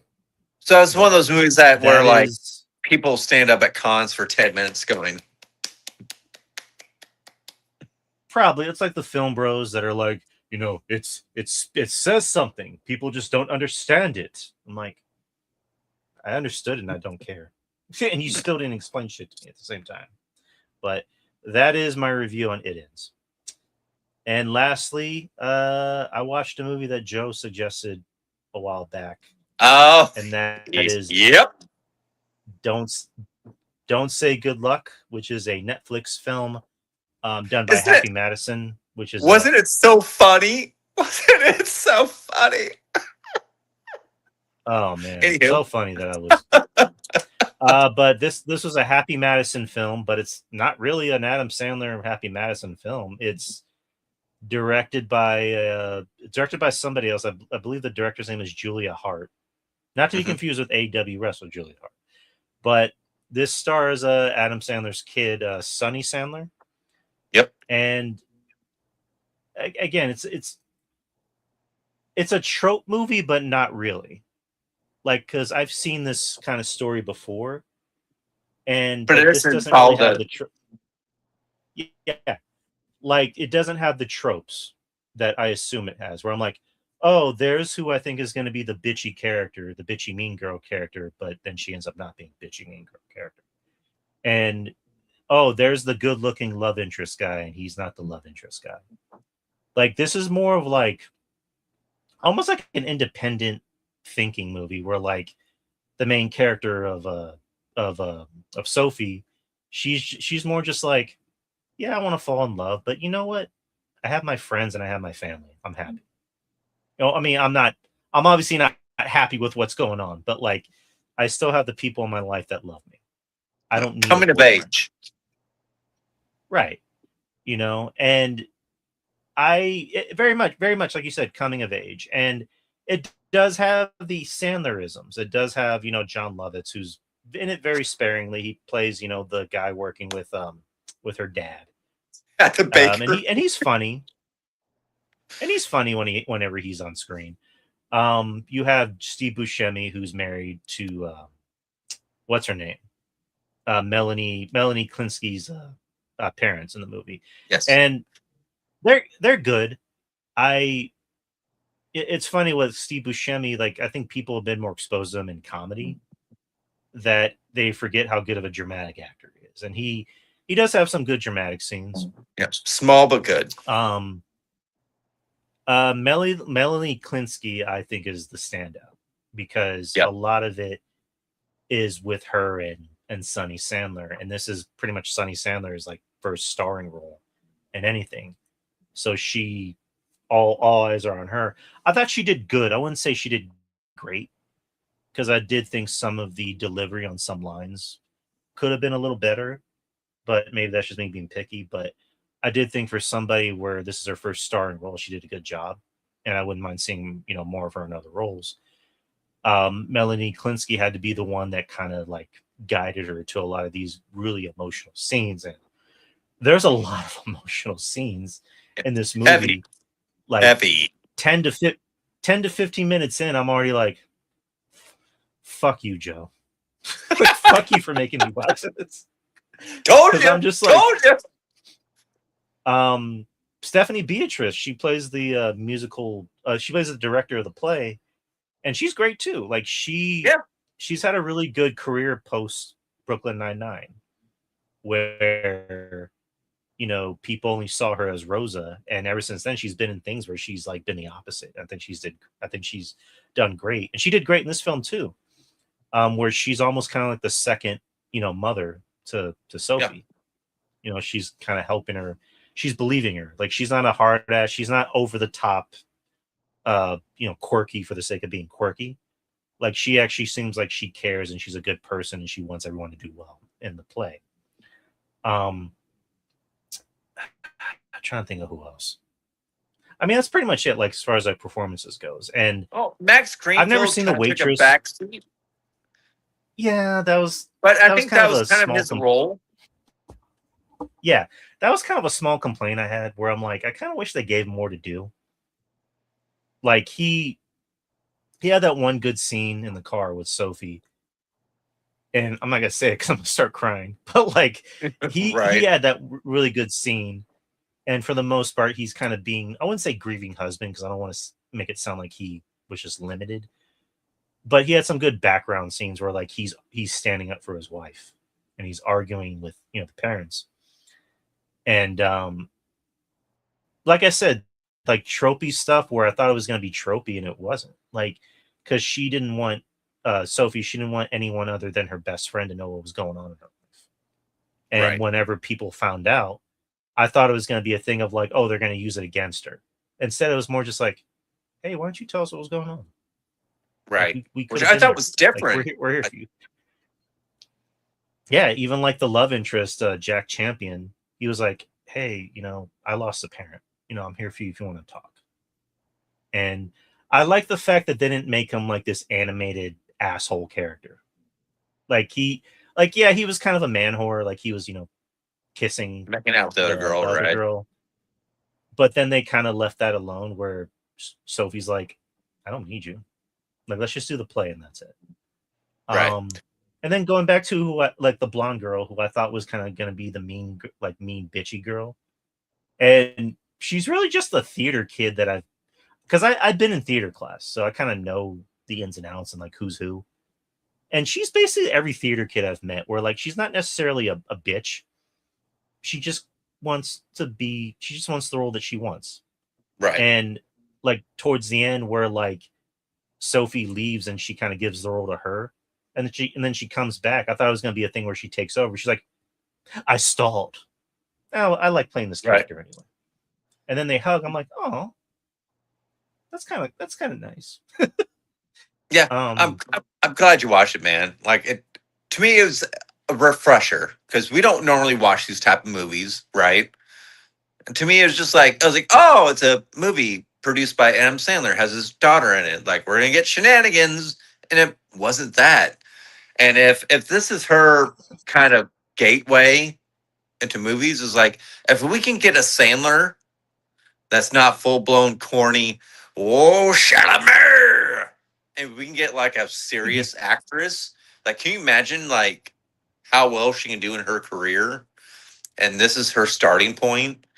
Like I don't sit there and like preach like Nepo baby, because I think she kind of earned her role in this. Like Like this wasn't like a Sandler type of role. Like this is you're gonna go out there, you're gonna sing, you're gonna do theater shit, which I appreciated because again, I'm a theater kid. Them doing the exercises, I was like, when I saw that, I was like, oh fuck, that's a callback to me in college. Them doing those fucking exercises, like goddamn. And again, just the small stuff, just seeing, you know, Lovitz in this very small role that he has as a fucking baker going, nobody wants this. We want a bagel. Just like I was like, I loved it. It's like very small, but it's very just like it's like at the back of my mind, I'm like, oh, that's Sandler, like loving on his friends. And again, Yeah. Buscemi, who can fucking act his ass off when he needs to. And again, that scene where he takes Sonny up and he's just like, you want to talk? Well, if you don't want to talk to me, you need to Yeah. talk to somebody. Like that scene fucking broke me. I was like, fuck, I've been there before. So just like it's a great film. I'm glad you watched it, and I recommend anybody to watch it. But just know you probably might need a few Kleenexes and whatnot. Yeah, everybody gets their emotional scenes in this one. Yeah. Fuck! God damn it. Stephanie Beatriz, she has a good scene with Sonny Sandler in the hallway. Yes. And I'm like, oh my God. Oh my God, this movie will not stop. Like, please stop. You're killing me. I'm a grown adult man. But I'm going to stop before I cry. I Don't Say Good Luck, worth a watch. Yes. It's on Netflix. And if you don't feel something, you're a monster. I don't know what else to tell you. You're an awful person. It's stupid. But let's get to something. Was there anything else you watched? Yes, I did watch something, and I was waiting for you to get through all this because I watched something that you can buy on Fandango or Apple. But I watched part 1 of Nightfall. The Batman one, right? Yes, it is so freaking good. Again, you can watch it on Apple or Fandango if you want to buy it. But it is straight from. You see what I did? I got told to do that. I got told to do that instead of saying other stuff. But it is straight from the 1993. You good, Sean Rossap? Are you good over there? I was blowing my nose. Continue. Sorry. I know what you're doing, but it made me laugh. It's straight from the 1993. Continue. Straight from the 1993 comic, which I love. If you never read Nightfall, I really recommend it. It is a Bane, like part 1 is very much a Bane story as it is a Batman story. And you just need to watch it because it goes like one thing I love about what DC does that Marvel hasn't quite capitalized on is their freaking animated films. Like Nightfall goes hard. It goes hard in the first 15 minutes. Because in the first 15 minutes, it's sorry, heartburn. Azazel tackling Batman's villains. And Batman's coming and going, dude, calm the fuck down. And Azazel's like, I'm doing this for God. And he's like slicing people and whatnot. And it goes from there to the backstory of Bane. And it does a really good job doing the backstory of Bane from being a baby to growing up in the prison to his reasoning why he wants to get to Gotham. And then after that, it's pure fucking chaos about Batman not getting sleep, not eating, trying to take out all the villains that escape from Arkham. And this is going to be a 3-part series up until I think the third part comes out the first part of 2028. So I think they're going to drag this shit out. So I'm excited. Like, have you read Nightfall or know about it? I have yeah, I know it's. I mean, I know it's about. It's when spoilers. That And happens. that's what the first part ends. And it ends on a sour note. Like it like pretty much ends Bane going, "This is your hero." And like, is Batman dead? That's it. Spoilers. This is based off a comic from 1993, so I'm not trying to ruin anything. But the thing I love is the fact when I watch this, I see so much of what Nolan got inspiration of for Dark Knight Rises. And I was like, oh shit, Mhm. he got this from this. He got this from this. And the thing is, this is the first time in a long time where I've seen Bane not look like a doofus. Like Bane is smart. Bane is calculating. He hides in the Mhm. shadows. He's seeing what Batman does. He's saying like, "Oh, this, and this. I'm going to do this." And the thing that shocks me is the fact all these DC villains are willing to kill a kid, as in Robin. Robin gets his fucking body messed up in this with Bane. Like I'm saying, like these guys are killing a kid or trying to kill a kid. God damn. You're really selling. You're really selling this to me. I want to fucking watch it. Dude, you need to fucking watch this. Again, it's part 1. It's an hour and a half. Goes by fucking quick. Like it starts out like literally like Arkham blows up and Batman has his missions now is like I gotta get all these villains back in prison. Mad Hatter, Freeze, um, uh, shit, the guy that cuts himself, Zaz, he's in it for a bit. But this mainly focuses on Bane. And then, and thing is, they do not hold back on the fucking how big Bane gets. Like, when Bane injects himself, like, he gets fucking huge. Huge. Like, Hulk huge. Like, straight from the fucking comics. Like, they do not hold back. Again, you're seeing limbs ripped off. You've seen Bane put his thumb through guys' fucking eyes. It is Oh, violent.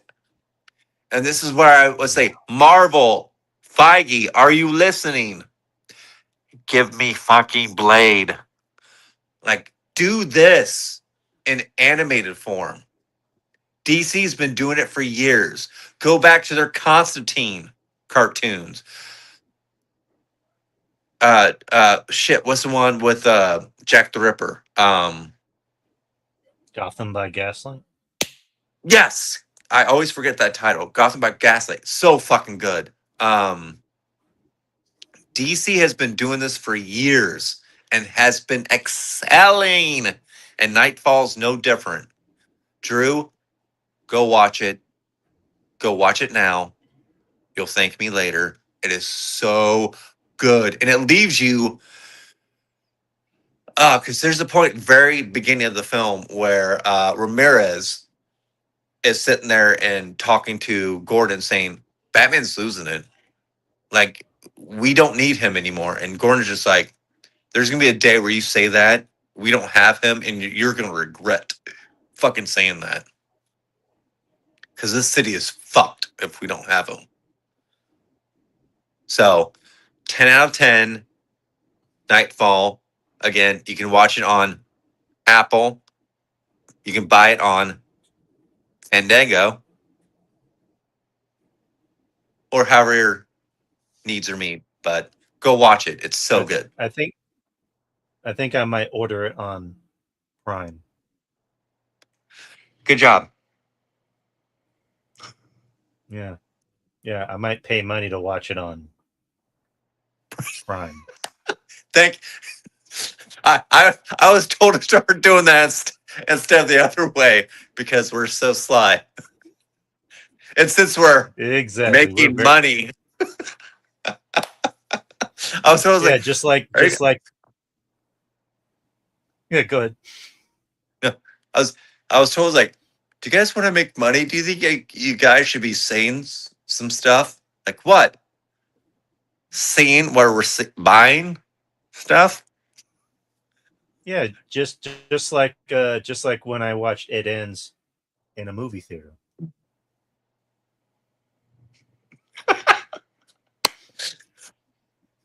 I'm getting laughed at right now.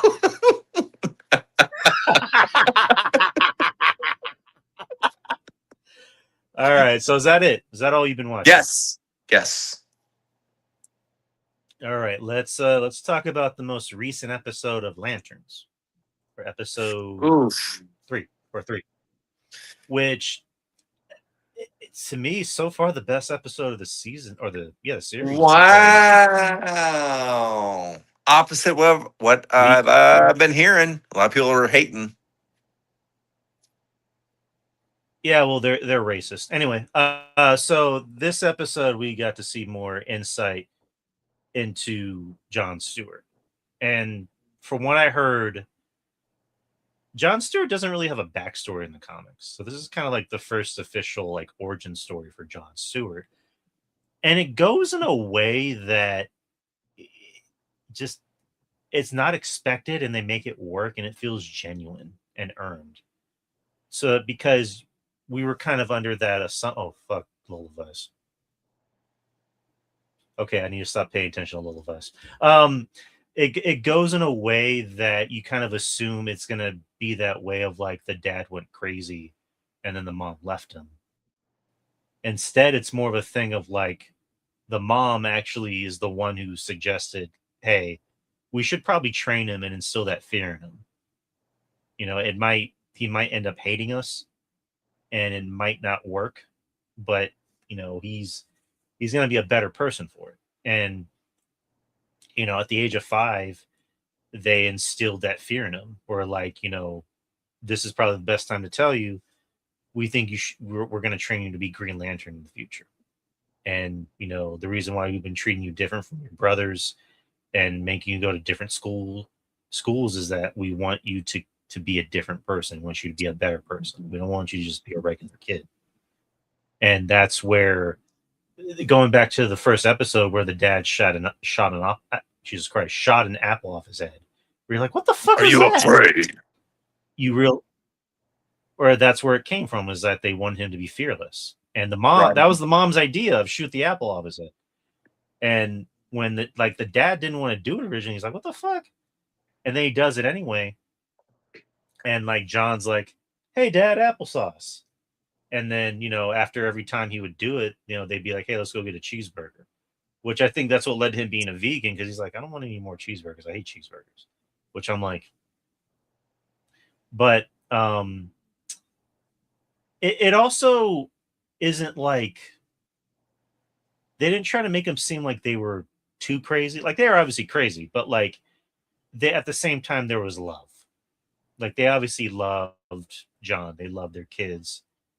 They just wanted to help John not be afraid of things at a very young age. Like there's one scene where they just have him walk, like get out of the car and just walk home, you know, in a bad neighborhood. And he gets home, but you start to kind of see the parents be like, is this the right idea? Like, are the guardians even looking out for us? Like even John, when he gets home, he like lays down in his bed, starts crying because he's like, I don't know if I can take this thing.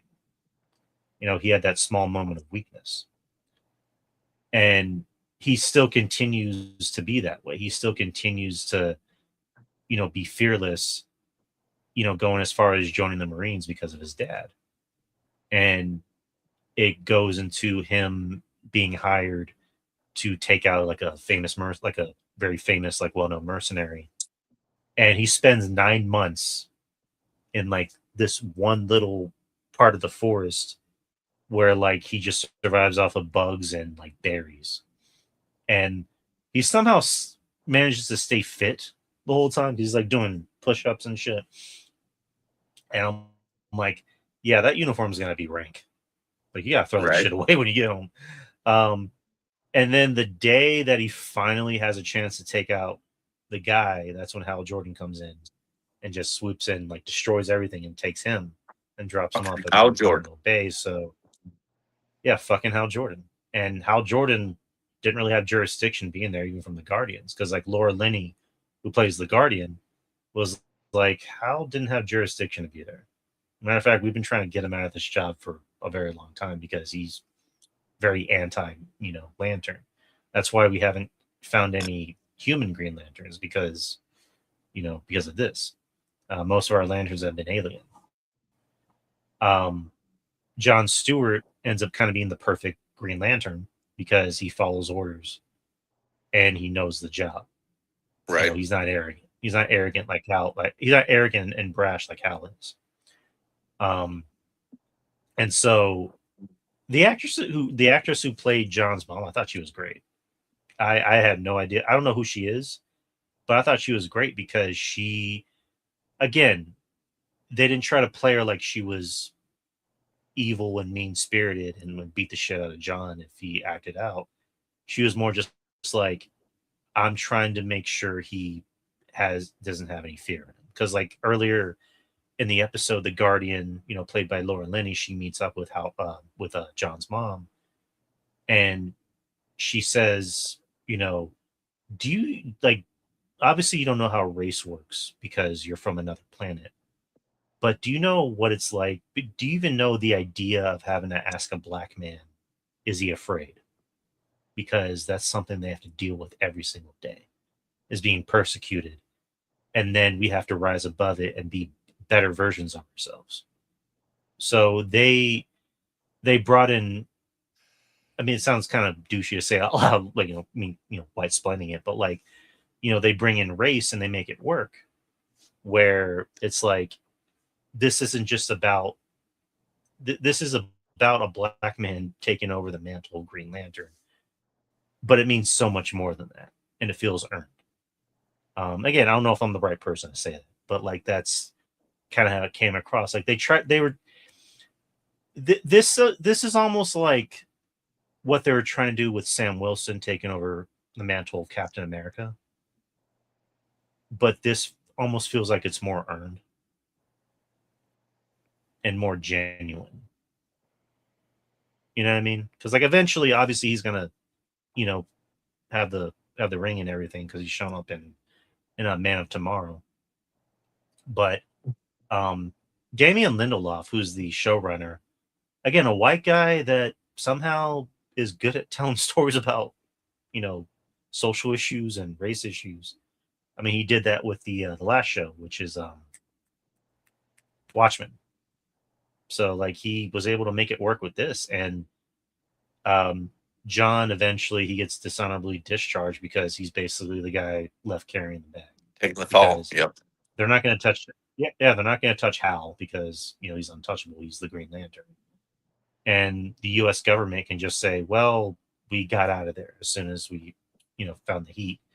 Whereas John pretty much knew that he was going to be the patsy, and he got dishonorably discharged. So he goes home. His mom says, "Hey, I fill an application for art school because you always want to be an artist," which kind of plays into him being a Green Lantern because he has to come up with creative ideas. Yes. With the ring.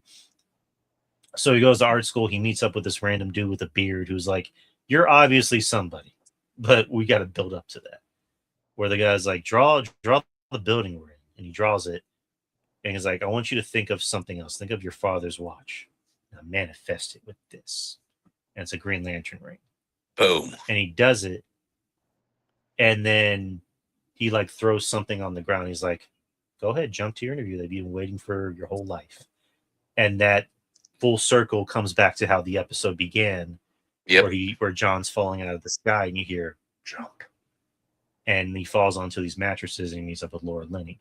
So then it cuts back to Laura Linney saying like, we want to offer you the job because we want you to be Hal's replacement. And so Hal already knows about it because John's going back home, and then Hal's there like, hey, Junior. He's like, oh, just meeting with your parents. They're great people, really salt earth people. And then, he goes outside and talks to him. He's like, are you starstruck or shy? No, sir. Oh, that's great. Here's one thing. I don't need a fucking backup.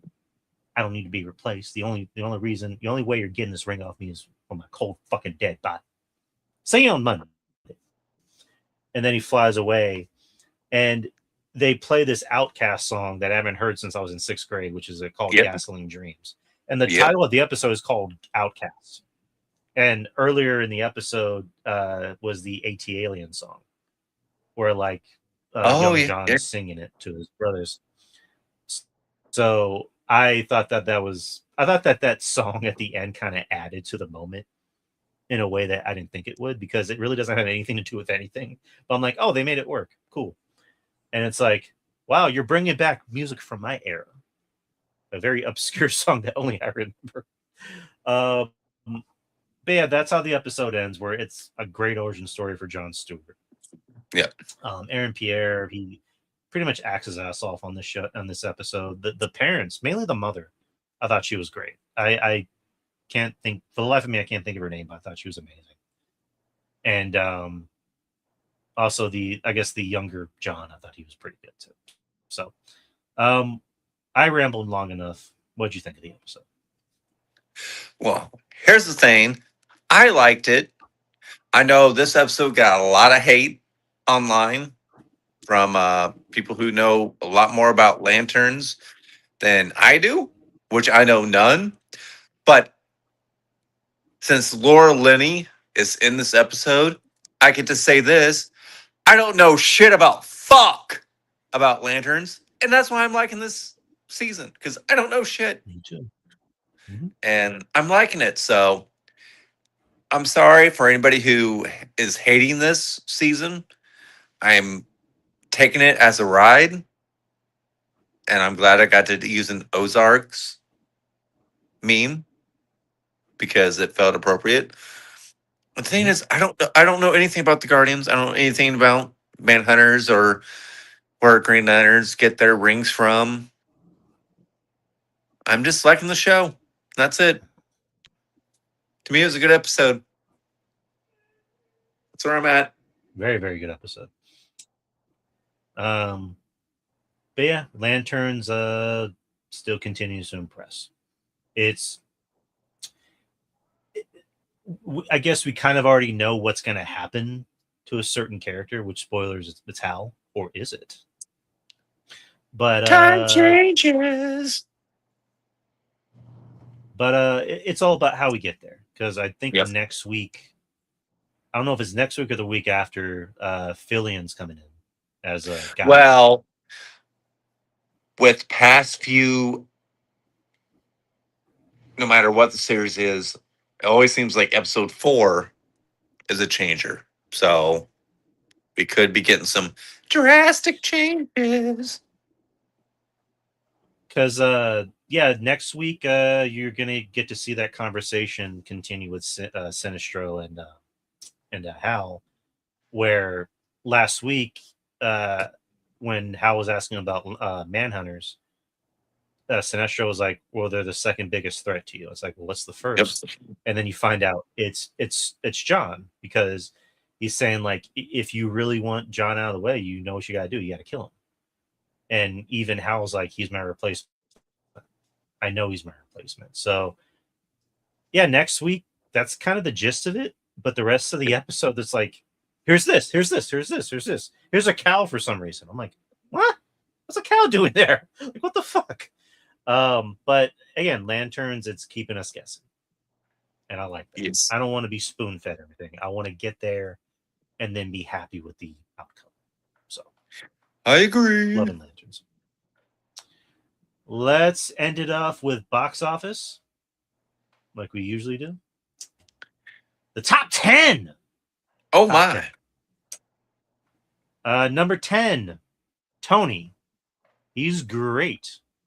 I Not need to that see it. You need to. It's awesome. It's amazing. I heard. Tony, weekend 2.22 million. Domestic 11.5 million. International 1.74 worldwide. 12.80.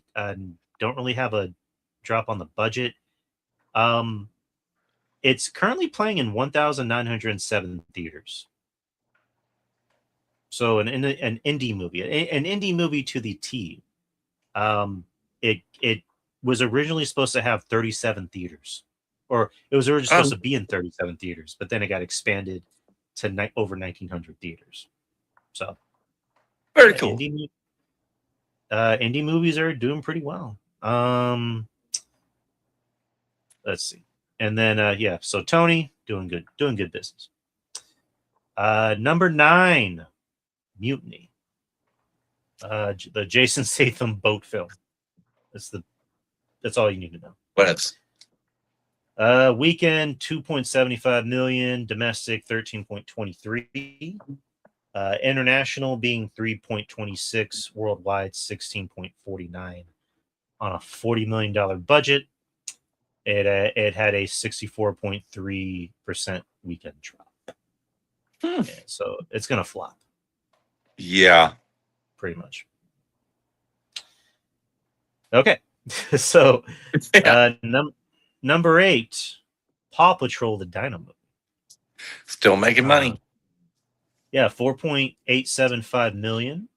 Domestic being 43.31 million. International 69.91 million. Worldwide 109.48 million. Budget is 39.5. So this is a hit. It's done well. It's done good. Yeah, it's not doing too rough. Oh. Weekend drop 46.8 million. It's currently playing in 3,110 theaters. So we know who the audience for this is. It's kids. Number 7, another dinosaur movie, The End of Oak Street. Weekend being 4.95. Yeah, 4.95 million. Domestic 46.3 million. International 59 million. Worldwide 105.3 million. It's already surpassed its budget, but barely. So it's going to be considered a financial flop. Again, people really love this film. I'm the only one that's like, wasn't for me, but I was meh. But I've yet to see it. You might like it more than me. You never know. And then, yeah. So that's it. Number 6, our good friend Buddy. Oh, he's in the top 10, man. 5.36 million. Worldwide, well, worldwide is the same because it just came out. Not showing what the budget is. If you had to guess what the budget is, would you say it's maybe anywhere in the area of maybe like 10 million and below or less? Oh, definitely. I would say probably 6.5 mil. Fair enough. Playing currently in 1,258 theaters. This is actually currently the highest grossing film in roadside attractions and Saban films. Nice. Yeah, Saban. Yeah, Saban. Yeah, well, because I thought it was A24, and then it was like roadside attractions. I'm like, roadside attractions. All right, well, good. Again, good for them. I'm happy. I'm happy that this theater is doing well. I'm happy that the theater I was at was pretty, I wouldn't say fully packed because it was kind of a small theater, but right. Yeah, it was packed nonetheless. So I'm happy that indie films are doing well, and not just horror. We were just talking about Tony. Tony's financially doing well. So happy for Buddy. I don't want Buddy to harm me. We have to keep Buddy happy. Go, Buddy. Hey, Joe, give me a hug. No. Well, you're dead. Number 5, The Dog Stars. Oof. 8 million opening weekend. Domestic being the same. International 11.3. Worldwide 19.3. Budget 110 million. So Flop. this is already a flop. Floppity flop flop. And they put this in IMAX, which was weird. And I heard it's not that great. Like as soon as they were finished, like theaters were like, "Hey, Odyssey, come back." You know what I mean? Yeah, I know you're looking at Stephanie Vakor. I'm looking at her too. No, I'm looking at Kathy Kelly. Okay, but Sorry. yeah, it didn't do well at all, and it's already considered a huge flop. Number 4, Insidious, Out of the Further. Ooh, always making money.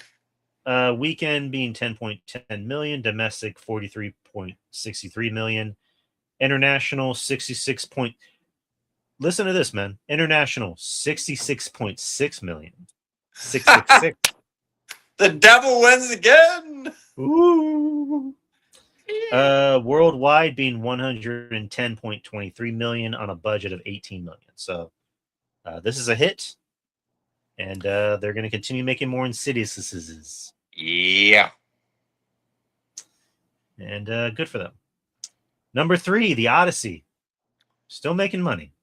Hell yeah.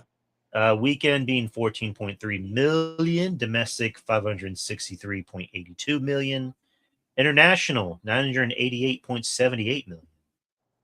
Worldwide 1.553 billion. Oh my gosh. On a $250 million budget, it had a drop of 27.4 million. Still not bad. Doesn't seem to My matter. God. Another crazy statistic, because this is what ChatGPT gave me. The movie was shot across 6 countries, used approximately 2.1 million feet of IMAX 70 millimeter film. God damn it. Employed thousands of extras and featured enormous practical sets. A reported production budget was 250 million. We kind of already knew that. So it's currently the highest grossing rated R film of all time. So we're gonna get Odyssey 2 Electric Boogaloo. Oh. Number 2, we were just talking about this film, Coyote versus Acme. Weekend being 15.47 million. Domestic, the same. Worldwide reported as the same, which is 15.47. Budget being 70 mil. Yeah, I mean, it's the highest grossing film in catch-up entertainment history. So hopefully, it's like, hopefully it does well. I kind of want it to be a box office hit. Same. And lastly, Spider-Man, Brand New Day. That guy. 22.2 million weekend domestic. Wow. 891.51 million, which I think is like the biggest domestic like gross ever. It's somehow it has like these drops of like 50 million, then 40 million, but it's still breaking records. International being 1.441 billion. Worldwide 2.333 billion. It's already surpassed the Titanic. Actually, no, it surpassed Avatar 2 as the 3rd highest grossing film of all time. So fuck you, Titanic. Fuck you in your ass. Fuck you, and fuck Avatar. I just want to get that out. I'm sorry. Production budget 225 mil. Wow. This is the 5th week in a row since it's premiered as being number 1. Go, Spidey, go! And then weekend drop 43.1%. But again, it's still breaking records. People want to see Spidey. And they also have IMAX showing, so that's going to do them a pretty penny. Here's kind of, and it says like, okay, so ChatGPT has these like random facts. It says, what makes this insane? Brand New Day is now one of the biggest films in movie history. It also surpassed Avengers Endgame domestically and is sitting roughly at 89.15 mil in North America, with only Star Wars The Force Awakens ahead of it domestically. So it's coming after Star Wars. Wow.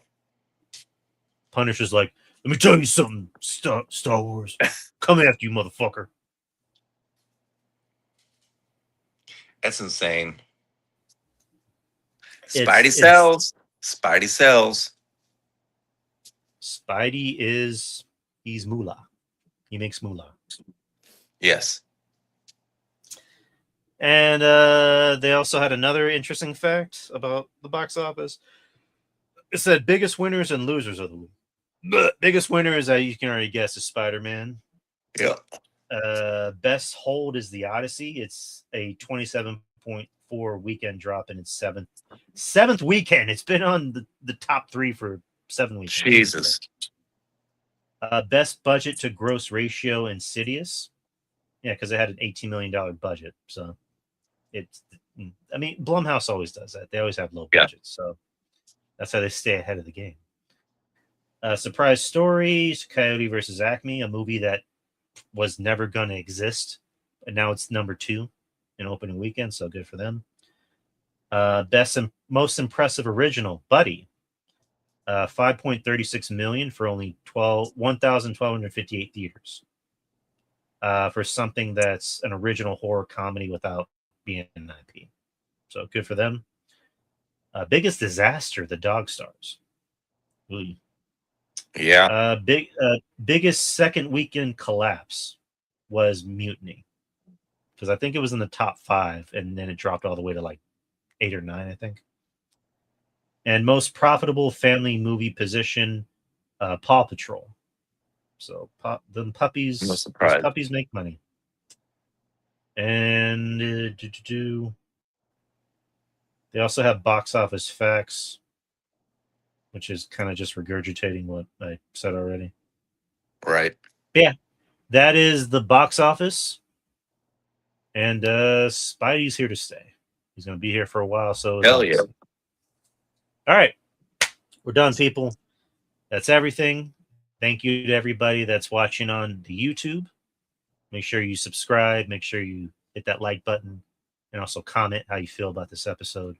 Yeesh. And it helps with the algorithm, people.